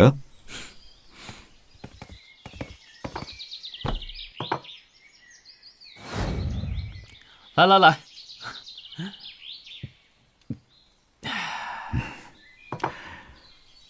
那后进怕是要气得睡不着觉了。我听说他现在正满城打听是谁给田月献的计策。不过小师兄，日后一定要小心谨慎。后进绝非善类，他绝对不会就此善罢甘休的。景自然知道，这后进身后之人乃是宰相后胜，对付他就等同于对付后胜。其恐要亡于后胜之手了。他是一个不折不扣的奸臣。非也，后胜虽贪鄙，然其可用之奇才也。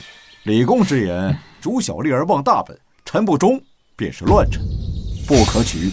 韩兄，你我平心而论，乱世之中，逐利是人之本心。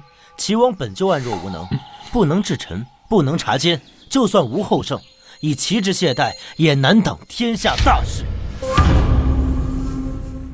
师兄，你这话是何意？要我说，后胜不过是一个被大事推着走的庸人，贪是真贪，蠢也是真蠢，却也算不上是大奸大恶。他虽坏其事，却也让其不战而降，百姓少受兵戈屠戮。师兄此言，是以仁义宽奸邪，以大事废公义。他后胜身居其相，受社稷之托，君主之尊，本当奉公守法，强兵保国，死而后已。可他呢，为一己富贵，断送一国宗庙，此乃以私害公，以戮亡其国，便是乱臣，是我等眼中必诛之贼。怎可因少了战乱而轻饶？乱世愈乱，愈要将臣道严法度，否则天下再无宁日。你论的是治公之理，我讲的是世间实情。后胜是小人，可小人之祸根源在上不在下，只杀一个后胜，天下还会有千百万个后胜。实情，正因如此，才要明确定论，以儆效尤。你讲实情，讲人性，我讲纲纪，讲法度，讲臣道。法度一松，人心一乱，小国亡，大国危，天下四分五裂。后胜这种人，可比可诛，不可恕。你守的是法之言，我认的是事之实。后胜是恶臣，毋庸置疑。可恶臣之身，非独人心之坏，更是时势和治道之失罢了。胡言乱语！若天下没有纲纪、法度、臣道，会惹出多少事端？事之实才是事之道。你，二位莫要争吵，今天是个好日子，喝酒，喝酒，不要因为这后胜之事影响了我们的雅致啊！坐下喝酒，喝酒啊！要不二位教我习剑如何？用不着他来，我的剑道造诣在他之上。哼，难说。哼，你要试试我的宝剑是否锋利？不练了，不练了，还是喝酒，喝酒。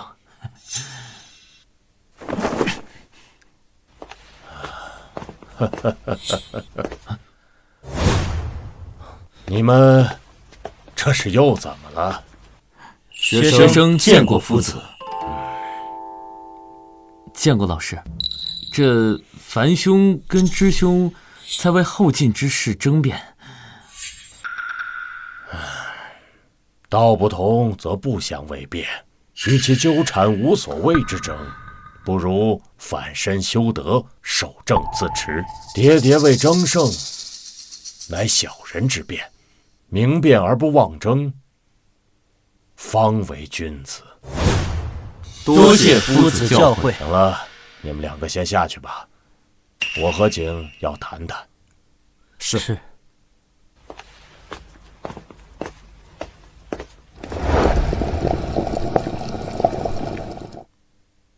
不知老师找学生所为何事啊？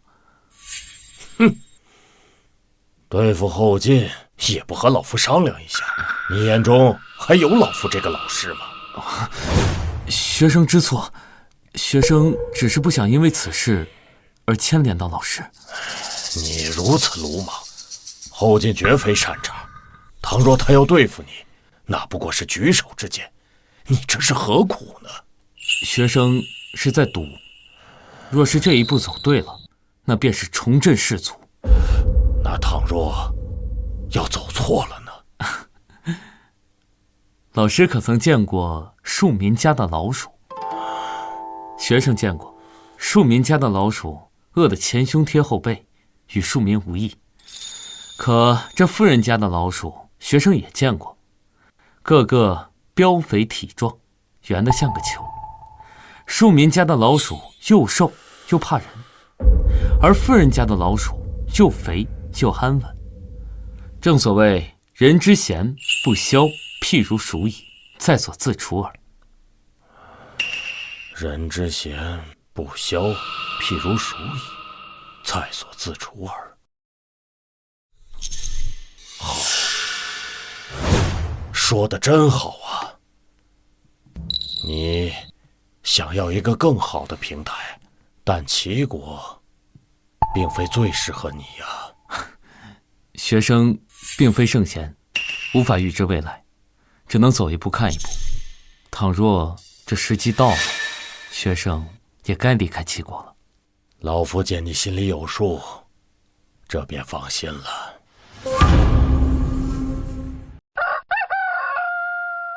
与别九州，随山郡川，任土作贡，与覆土，随山看木，垫高山大川。以分别土地的疆界，行走高山，砍削树木作为路标，以高山大河奠定界域。小师兄，好雅兴。听闻田悦为小师兄一族恢复了爵位，可喜可贺。多谢。请。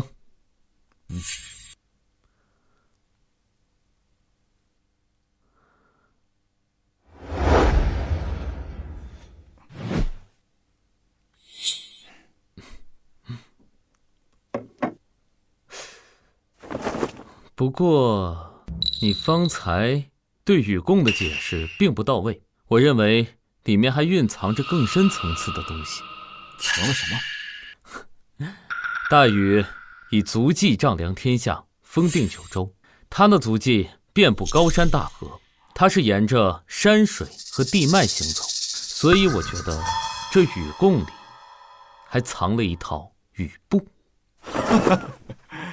若是真的能从尚书禹贡中悟出一套步法，小师兄真乃前无古人呐！悟不出来，只是有种感觉罢了。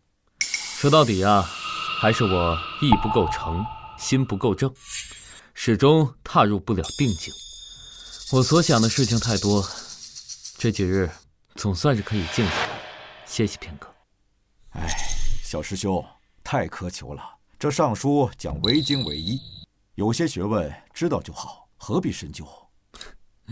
你我追求不同，你专精法学，一心想着拯救韩国，而我追求伯约。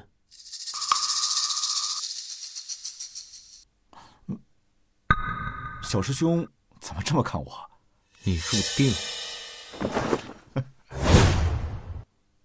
昨晚做了一个梦，不小心踏入时间长河，感悟到一些东西，尤其是近些日子你给我的启发。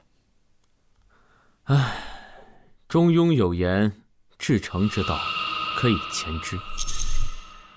你已踏入定境，小师兄怎知我看到了什么？你一心一意想要拯救韩国，为此甚至还入了定，可见你这意构成，心构正。可问题是，韩国你救得了？小师兄说的是，不过救不救得，总得去试试。所以你会死，我一点都不意外。明知不可为而为之，这就是大气魄、大胸怀，难怪你能入定。小师兄觉得，在天地间，是否有一种超越凡人的力量，在冥冥中掌控着命运？这与我有何干系啊？怎么会没有关系呢？我心即是天理，心外无物，不往外求。所以，是否有这种力量，跟我没关系。我会随着我的本心而动，以良知知行合一。这就是小师兄的心学，有些像道家天宗的观念。以前听小师兄讲心学，总觉得是一些荒诞之言，如今才发现，这心学若水之寒，若火之热。你不是来单纯找我谈心的吧？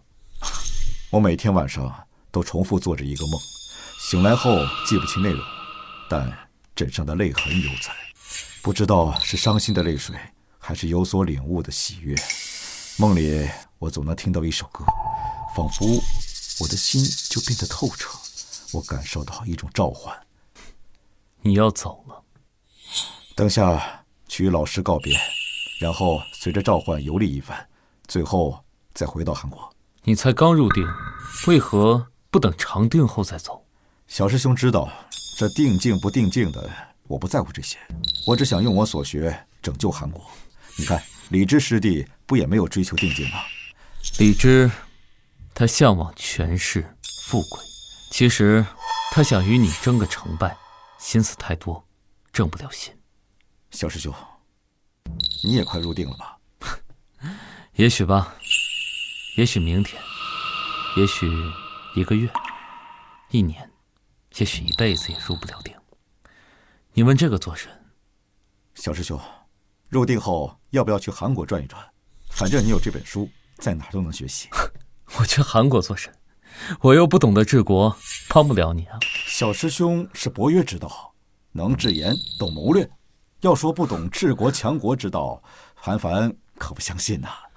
李直也不相信。见过小师兄，见过韩兄。你也要走了？正是。二位，有缘再会。小师兄，再会。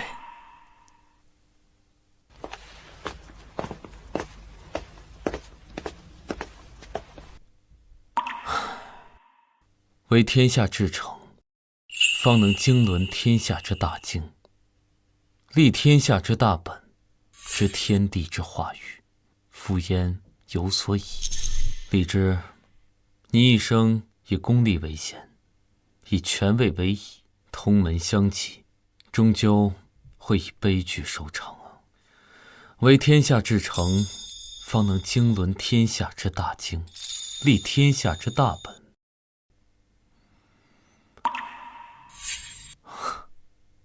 我入定了，小师兄，小师兄，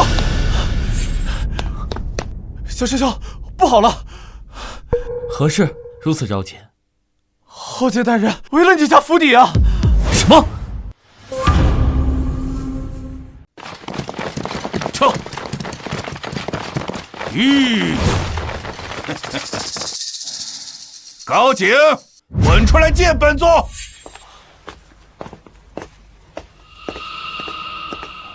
在下高阳，高景之父，不知公何人？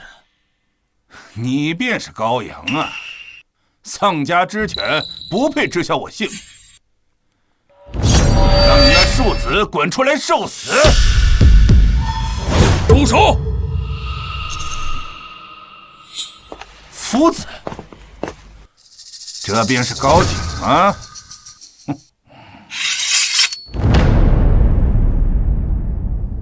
不知公为何要带人围了我家？不知？别以为我不清楚你做这些混账的事儿。公知哪些？你该死！我若是说出粮仓因他而失，那些刁民也会认为我私吞军粮，不守君子之道。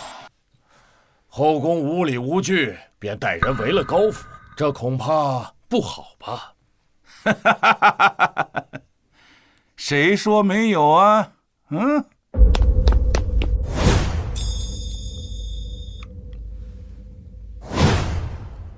相邦有令，即墨氏高景本其布衣，蒙恩实禄，不思报德，反怀逆心，前通秦寇，罪证已具，敢有拒捕藏匿纵逃者，格杀勿论。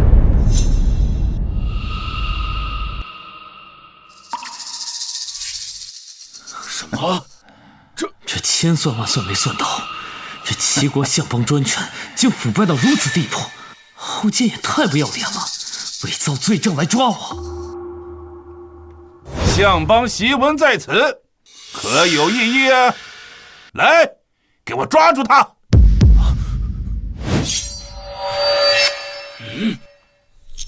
你不能把老夫的学生带走离开！夫子，你这是抗令啊，这可是死罪！老夫的学生无罪。他有没有罪，他说了不算，相邦自会查出个水落石出。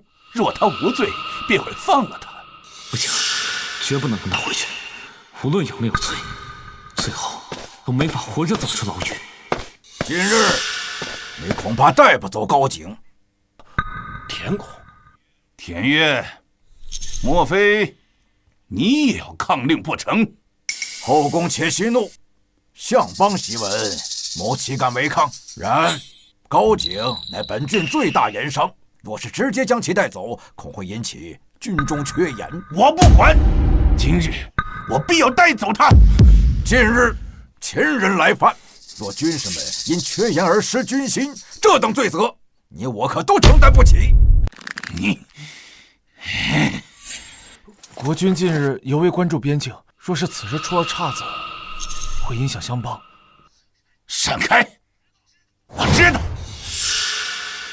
明日我必要带他走。田某多谢。我再让你多活一天。我们走。驾！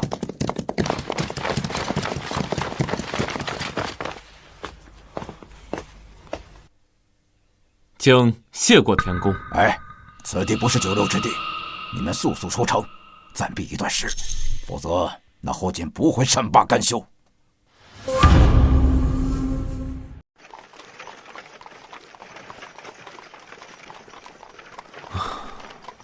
我才入定境，就被迫外出游历，不是逃难。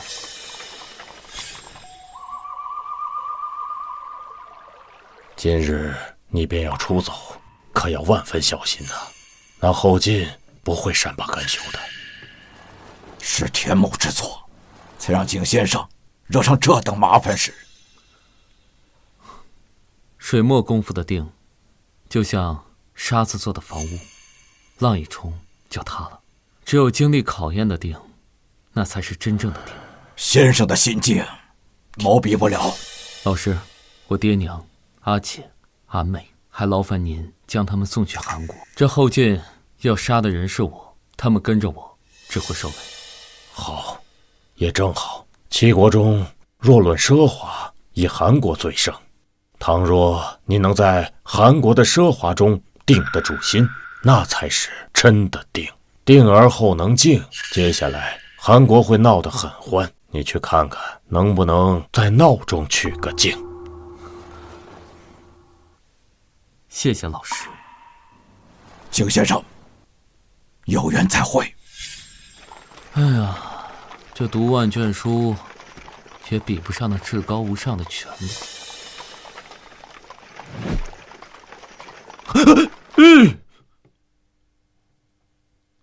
月出照兮，教人聊兮，疏腰少兮，劳心惨兮。我还借你的马车一用。有女同行，颜如顺英。姑娘，请上车。我是说，这马车我要了。这马车倒不能给你，不过我倒是可以载你们一程。走。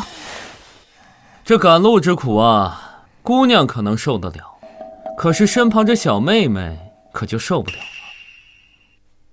还是上车吧。多谢。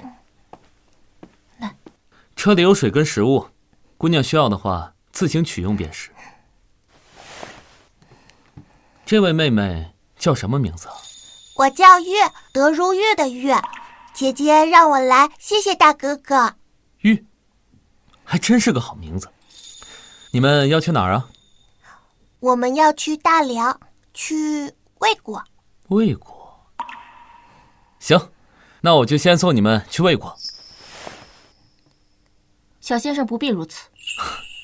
我又没有什么事儿，去哪儿对我而言都一样。绕路去魏国，还能避免被后晋盯上。小先生是儒家弟子。儒家高景见过夫人，也见过玉姑娘。玉见过高景哥哥。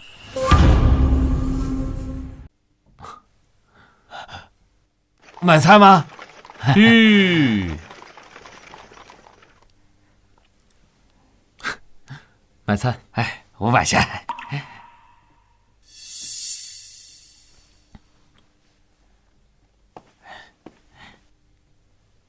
哎，帮我搬上车吧。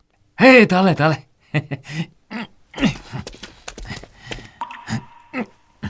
为何买这么多？出了这齐地，我有再多的刀币，也很难再买到东西了。也是。要是有人能统一这大中华的货币，就不必如此了。你想的倒挺美，统一六国谁能做到？有人可以。走了。去。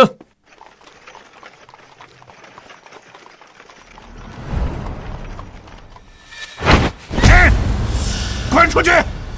在找不到高景之前，不许来见本座。是。还愣着做什么？啊！滚出去！滚出去！该死的书生，你迟早死在我手里！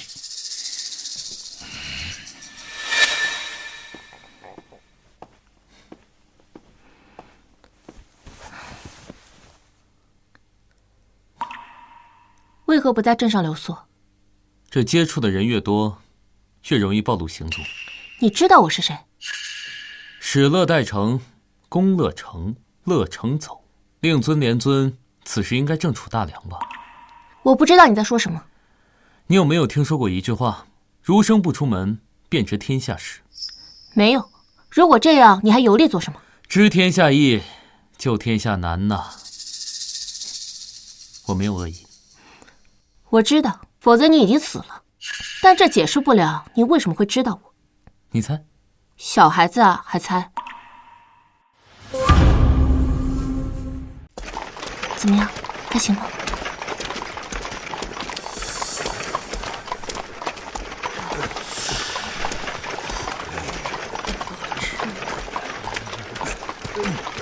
楚地千里烟尽绝，牵手流离田沟河。哥哥做的诗真好听。这可不是一首好诗呢。楚国竟也是如此景象。楚国只有贵族跟庶民，如此国家怎会好啊？乱世之下，谁都不一定活到明天，他们只是更惨了一点，你救不过来的。是，我救不了所有人，但是我能救些眼前人。我读书就是为了眼前。你车里只有不到100斤，就算全部花光，也仅能救济一时。我劝你还是赶紧离开，否则他们冲过来，只有杀了他们才能脱身。谁说我要用自己的钱救他们了？我这2天在读杨朱的“拔一毛而利天下，不为也”，虽然是被孟子骂了，但是很符合我的观念。你稍等我一下。姐姐，哥哥在干什么？也许他在改变这个世界了。谢谢，谢谢。我刚才同他们说好了，答应帮他们找一条活路，不过可能需要耽搁一段时间。你着急去大泽山吗？这里有上千人，他们没有土地，没有粮食，没有家园，你要怎么帮他们？上千人呢，怎么能说是一无所有？你没看见，他们已经有了最珍贵的东西。我不着急。行，那你等我一段时间，差不多2个月左右就行。哥哥，他们是什么人？他们呀，是百越的难民，在楚国没有活路，想要去韩国看看能不能活下去。那我们怎么给他们找活路啊？当然是先给他们建个家了。可是没有土地，怎么建家？这土地不是到处都有吗？我们先占用一下，到时候给土地的主人说一下就行。主人不同意怎么办？不同意，那就不得不让他同意。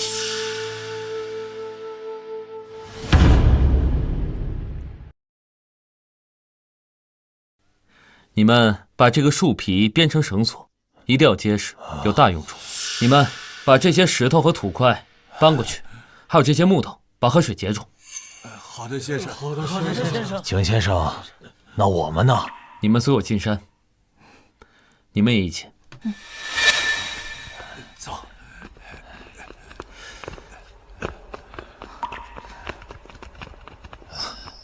这个根茎能吃，把根茎挖走。好。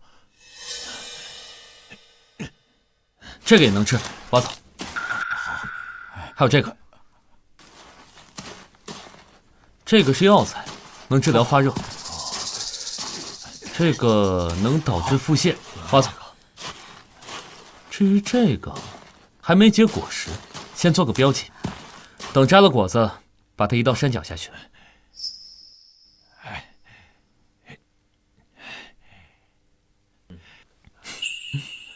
今天晚上咱们有野菜汤喝了，太好了！先生真厉害，景先生真是见多识广啊！这些药草要是换做咱，肯定会当成路边的杂草。哎，鹿，你有这鹿！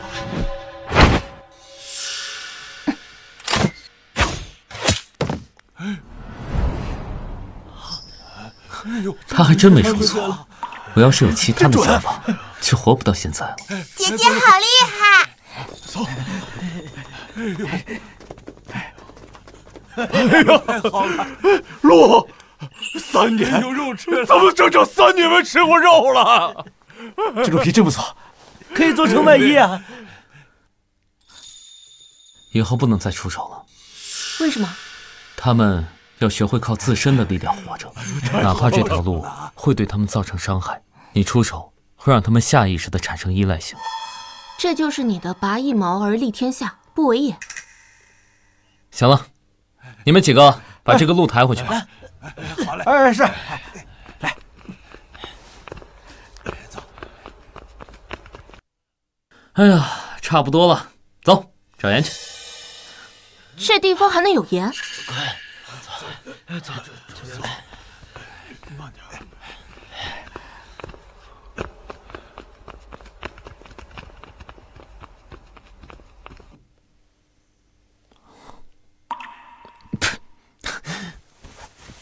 是盐矿，来人，搬几块石头回去。这是毒盐，把毒去掉不就行了？你怎么知道这个方向有盐呢？这动物也是要吃盐的，差不多够吃2天了。走，回去。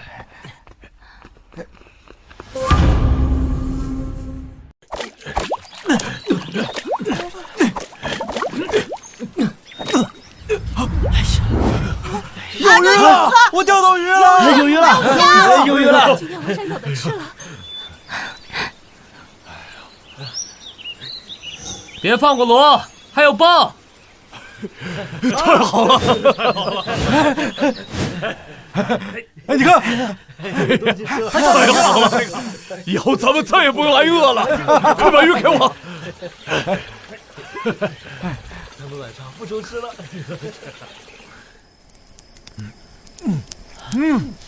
好吃，这是我这辈子吃过最好吃的鱼了。这个差不多了，可以吃了。真香啊！多吃点。来，你吃这个。大家听我说，景先生，你对我们的大恩大德，我们无以为报。今后我们大伙就跟你共生死，上刀山下火海。没你，我们也活不了啊！对，是啊。主公，快请起！你们不必这样，我这样做是让自己心里也好受些。你们早些吃完，早些休息，这天色也不早了啊！多谢景先生，多谢景先生，多谢景先生。来，这个差不多了，可以吃了。真香啊！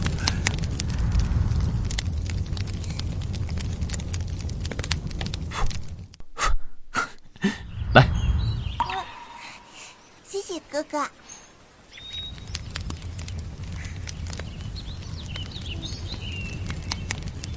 好吃吗？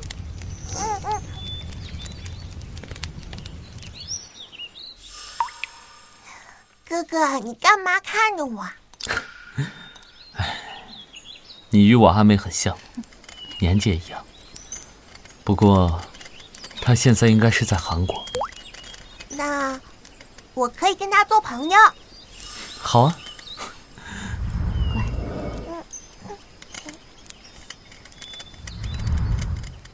你懂的东西很多。儒家弟子嘛，多学一些也正常。正常。现在只要你一声令下，他们就会毫不犹豫地为你卖命。浊世洪流，能活着就很不容易了，别动不动就卖命。你这样的人应该去当官，一定会是个好官。官场很复杂，也许我当官之后，就变成了一个贪官、奸官。你不会的。可能吧，早点休息。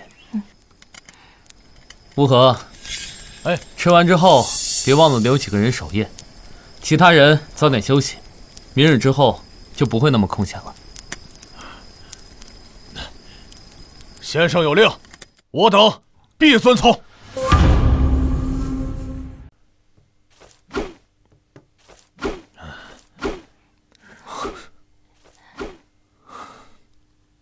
事成，雄居天下；不成，守此，足以必老。你还真是博学，竟然还懂建筑。那是。西，正，前后左右对齐，立时刻。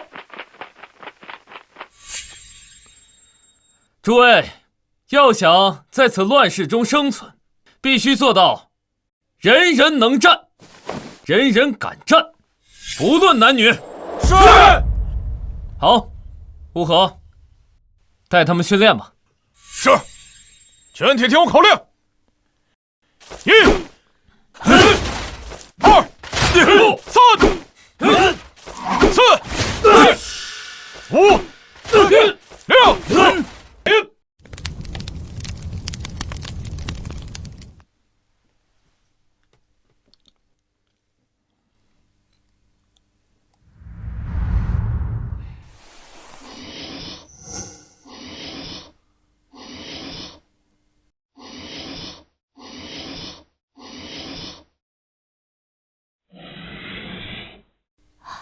你竟然还懂兵法！哎呀，这儒家子弟嘛，博学一些正常。大哥哥，你在挂什么呀？战阵，但没有能让800人有能力抵抗军队的。曾经有，不过呢，已经失传了。用800人抵抗军队，就算是白起也做不到吧？所以啊，需要一个阵法。如果将这800人零散的放到军队里，自然只有被淹没的可能。但如果形成军阵呢？就像一个石头落入水中，看似是被水淹没了，但其实跟石头接触的只有这表面的一部分，更多的水是挨不着石头的。同样的原理，就算是再多的敌人，一旦形成了军阵，只需要面对少量的敌人，更多的只有在外面看戏。你真的要打仗？可以避免，但或许这一仗必须要打，这是安身立命之战。先生，先生，先生，弄出来了！这样的陶罐，每天可以制作30罐。不错，不过比起齐地还是相差甚远，但如今也足够了。带上他，叫上张继，我们该去拜访一下这片土地的主人了。是。拜访？最近他们不也常来吗？回去禀告主公，他们要出门了。是。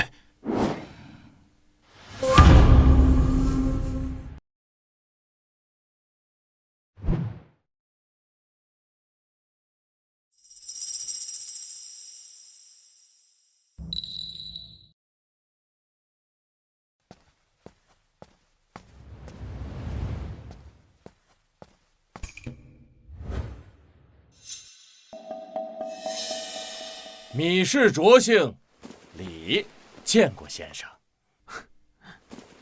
儒生高景见过卓兄。原来是儒家弟子，失礼了，快请进。请。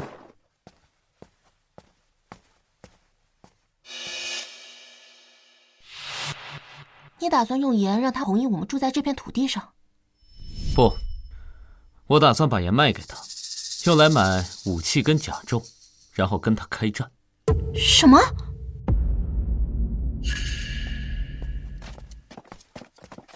哈哈哈！景帝学识惊人，见识广博，可叹我一开始以为景帝年幼，心中还有所轻视，如今看来真是有眼无珠啊！哪里，卓兄言重了，景还是要多向卓兄请教才是。哈哈哈哈！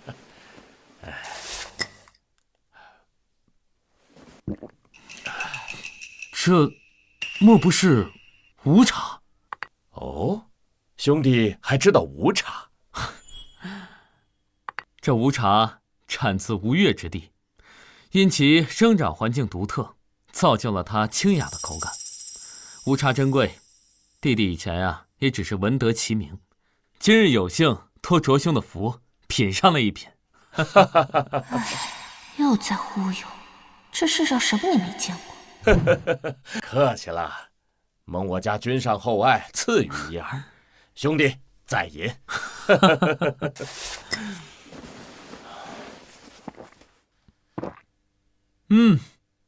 果然是好茶。景啊，虽见识浅薄，但在我看来，此茶如解牛之庖丁，百越之欲言。这吴越茶呀，可以称得上是茶中一绝了。这解牛之庖丁我懂，可这百越之欲言却不知是为何物。卓兄不知？委实不知啊。这说起来啊，也是机缘巧合。景游历入楚，路上偶遇了一些百越之民，经交谈得知，他们有一种制盐的法子，这制出来的盐呢，如玉如翡，色泽晶莹剔透，口感绝佳，毫无苦涩之味啊。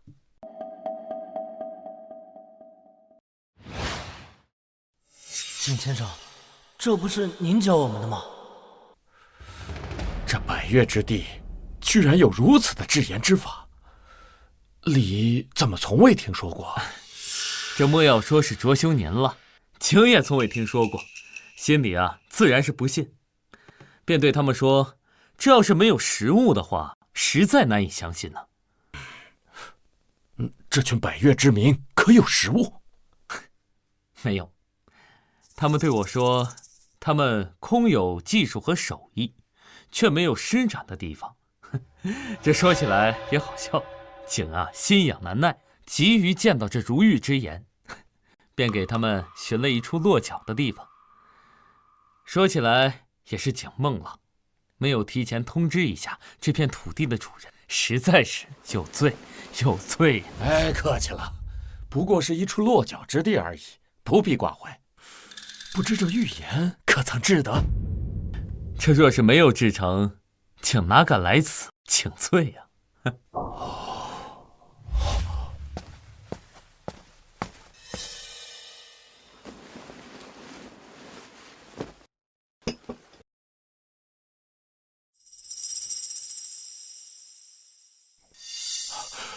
这便是那预言。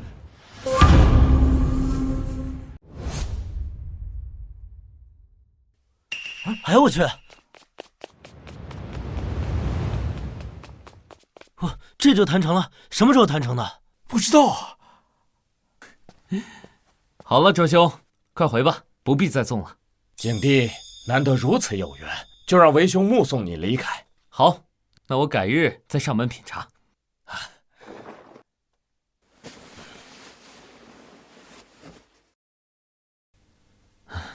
走。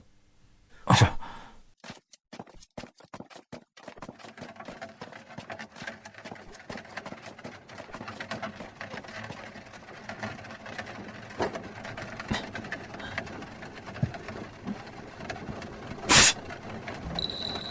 先生，这是怎么了？哎呀，喝不惯的茶，竟然往茶里加了蜂蜜跟盐，真是暴殄天物。先生不是说那茶很好吗？这种谈话听听就算了，千万别当真，尤其是这种儒生的话。行了，我们赶紧把武器运回去。我们回去备战。是。走。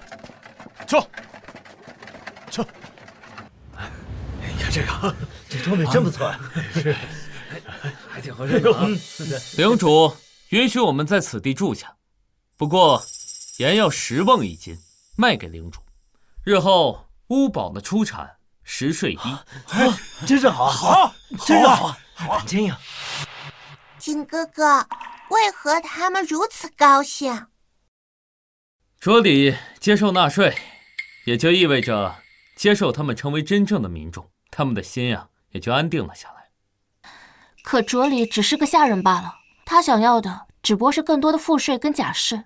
若是被他的主公米氏族发现，你手里有制盐术，对于米氏一族而言，把技术抢过来，掌握到自己手里，那才是最好的。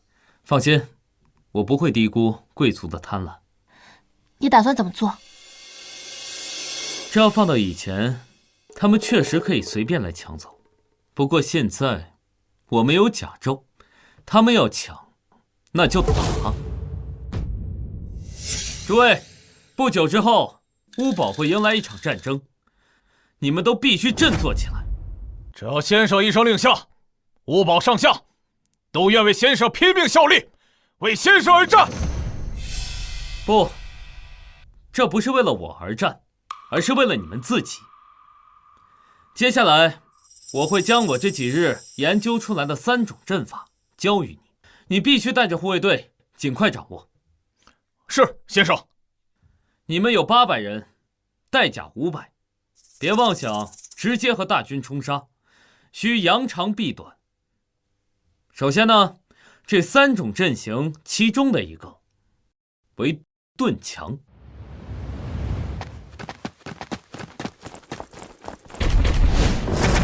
第2种阵法且为元手。这最后一种功法就是燕追。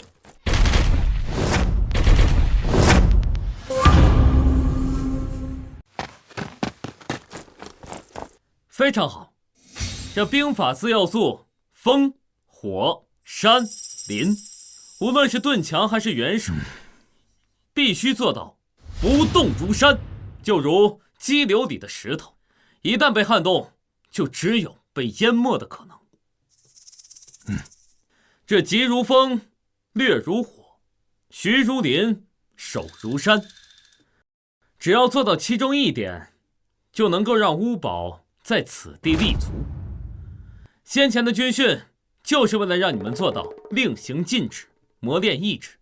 这往后做到什么程度，是站着求活还是跪着求生，就看各位自己的了。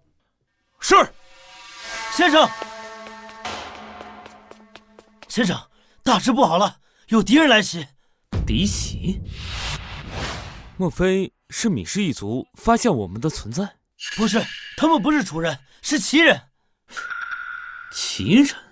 对，方才我带人去城中买粮，折返回来的时候遇到一伙人，他们的主公叫什么？后晋。他们一遇见我们就抢夺了所有粮食。后晋？此地乃是齐国和楚国的边境，他能找来此处，似乎也是合情合理的。先生，那我们该如何应对啊？这不正好是一个绝佳的练兵机会吗？告诉各位，立刻准备，要开战了。是。所有人听令，西立正，向后转，齐步走。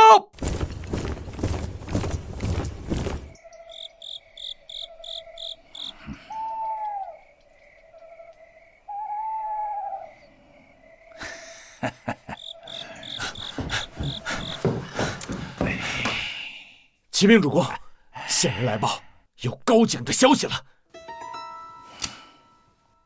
我苦寻数月，可算是找到你了，高景。快讲。前几日，有人在卓里城中见过他。他在城中？他若住在城里，我等身份特殊，着实不好对付。哼，看来只能请示楚王出面了。啊，并非，他住在多胡泽山脚下。什么？太好了，简直天助我也！快，准备人马，即刻启程！老子要亲手砍下高景的头颅！怒！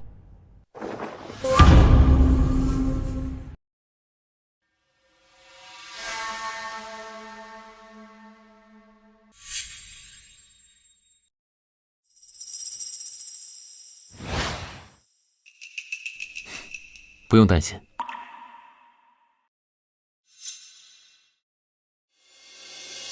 后晋，你还真是胆大包天，竟然敢私自带兵入楚国境内。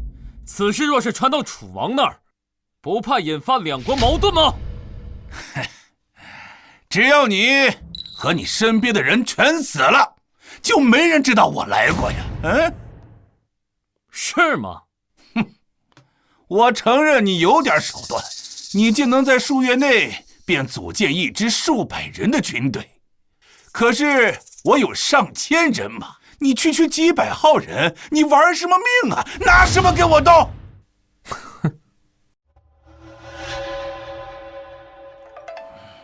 该死！这庶子眼中为何没有半点不安？莫非他真有本事赢我？这绝不可能！我的兵力胜过他数倍。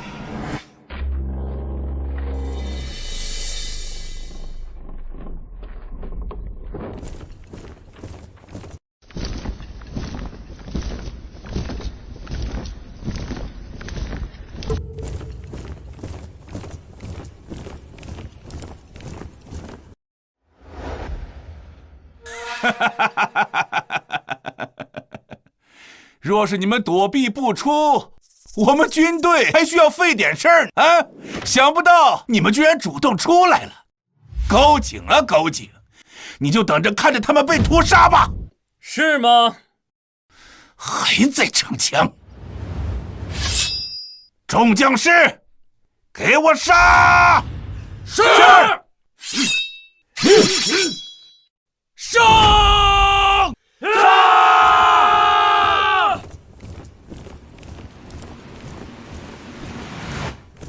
诸位，为什么而战已经不需说明了。我们身后就是先生，我们该当如何？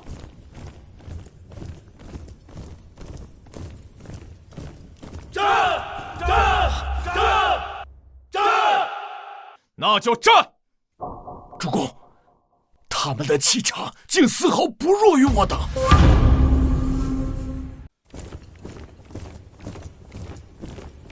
大家准备，手，顿枪！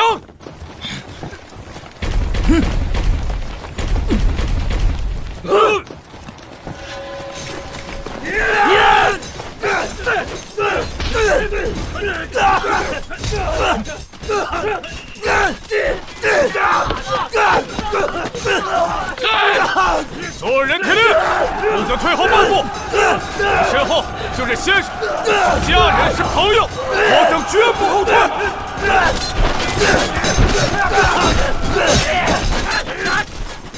攻！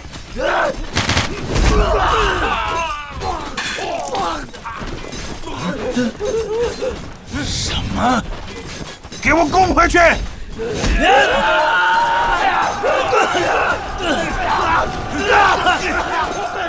手！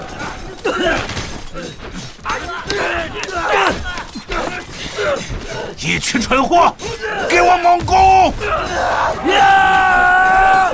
攻！手！攻！手！攻！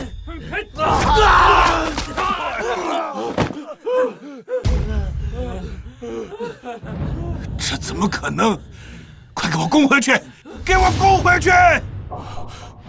主公，他们的纪律性和战阵都太强了，再这样下去，我们恐怕会输的。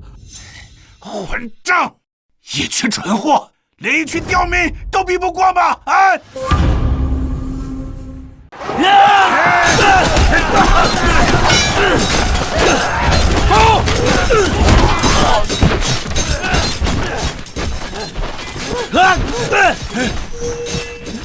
后进啊！到底是你的兵不行，还是这将不行啊？该死！快想想办法，想想办法！快，从两边包抄，从两边包抄啊！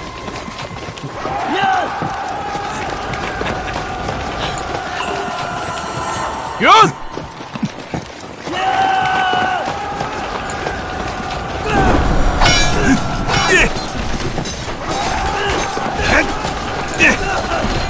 手！这怎么可能？这到底是什么战法？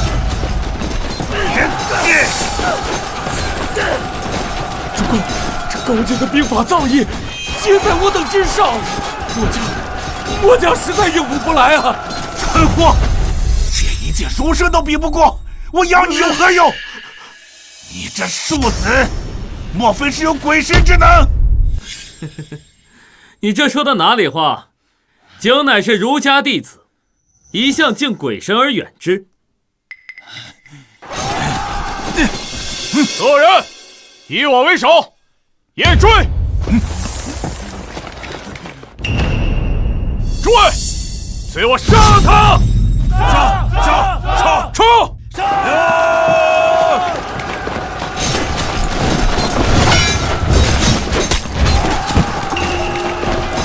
快回防！回防！快回防啊！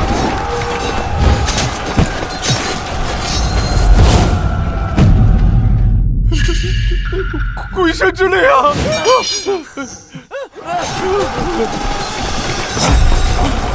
护我！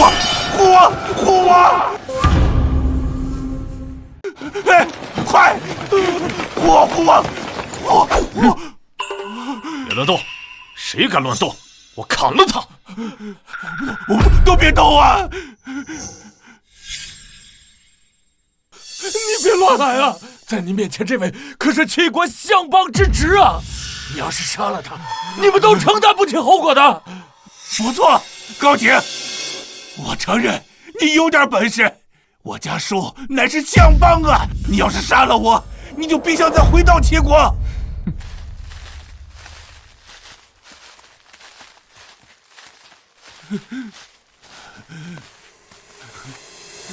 你说什么？回齐国？你怎么就确定我想回去啊。我查过你们氏族，当年你爹英礼被贬为庶民，他一生操劳，供你读书，不就是为了恢复贵族身份？你若是杀了我，别说恢复身份了，就连回齐国都是痴心妄想啊！那现在我还回得去？对，你只要放了我，我让我叔父赦免你无罪，而且你博学多才，你回去要想统兵，或是入朝为官，我叔父都能给你。只要放了我，你就有数不尽的荣华富贵啊！可笑啊！我本来就是无罪的，有罪的人反倒是你。我不知道你在说什么呀？还在这装糊涂！后晋，你与你的叔父相邦勾结秦人，妄图以此换取荣华富贵，别以为没人知道。齐国有你们这些蛀虫，亡国那是迟早的事儿。一派胡言！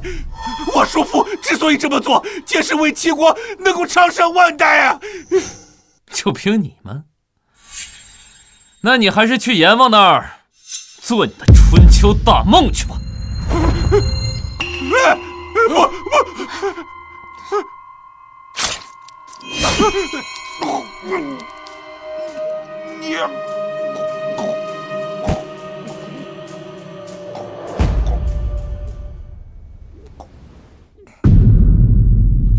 配祖忘宗，死不足惜！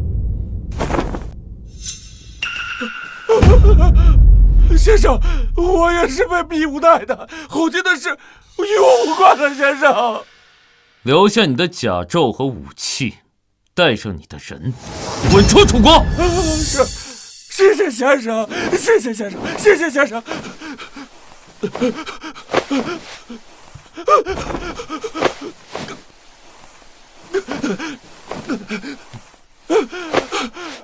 谢谢先生。胜了，我们胜利了！先生万岁！先生万岁！先生万岁！来，端起来，来喝，干，行不行啊？来，来喝，干了！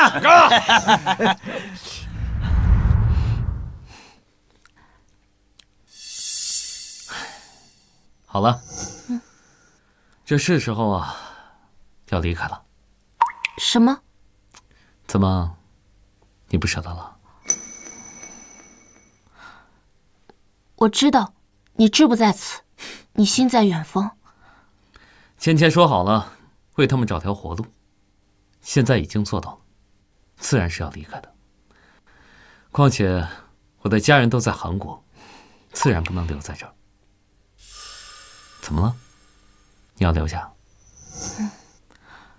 我父亲在魏国，你不同他们告个别吗？来喝，干，行不行啊？你喝，不了，给他们留封信吧。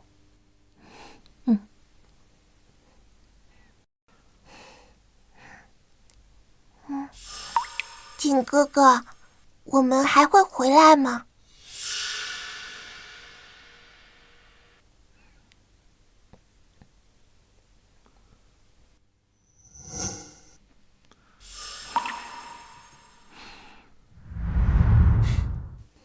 或许吧。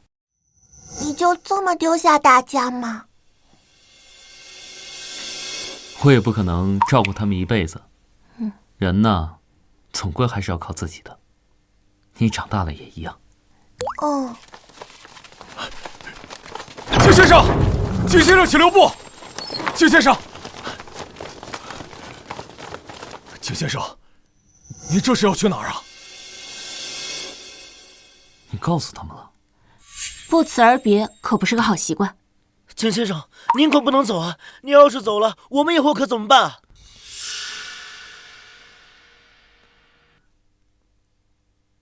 你们能战胜后晋的大军，就意味着已经有了立足之地。往后啊，就不必再需要我了。可是先生，天下没有不散的宴席，不必再挽留。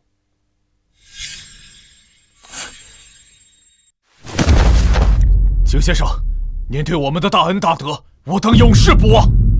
乌合，你有统兵之才，往后万分不可懈怠。我还会再回来看你们的。诸位，来日再会。再会。先生慢走。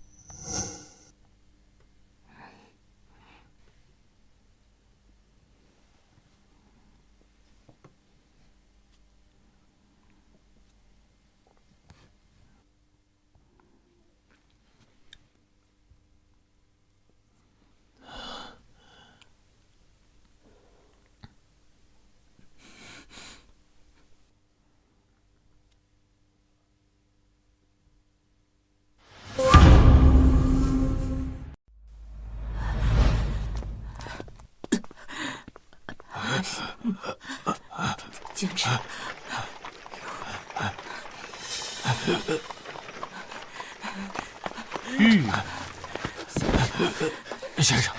先生，给我吃的吧，我们好久没吃东西了。来。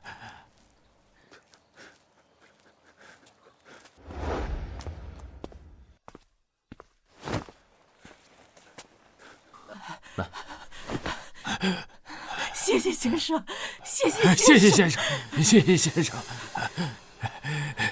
走，先生大好人呐，谢谢先生。你救得了乌合一众，可这天下的难民这么多，你一个一个救得过来吗？我没有挖苦你的意思，只是太难了，连我父亲都未曾想过。乱世催人亡，唯有救民于水火之中，去其残而已矣。什么？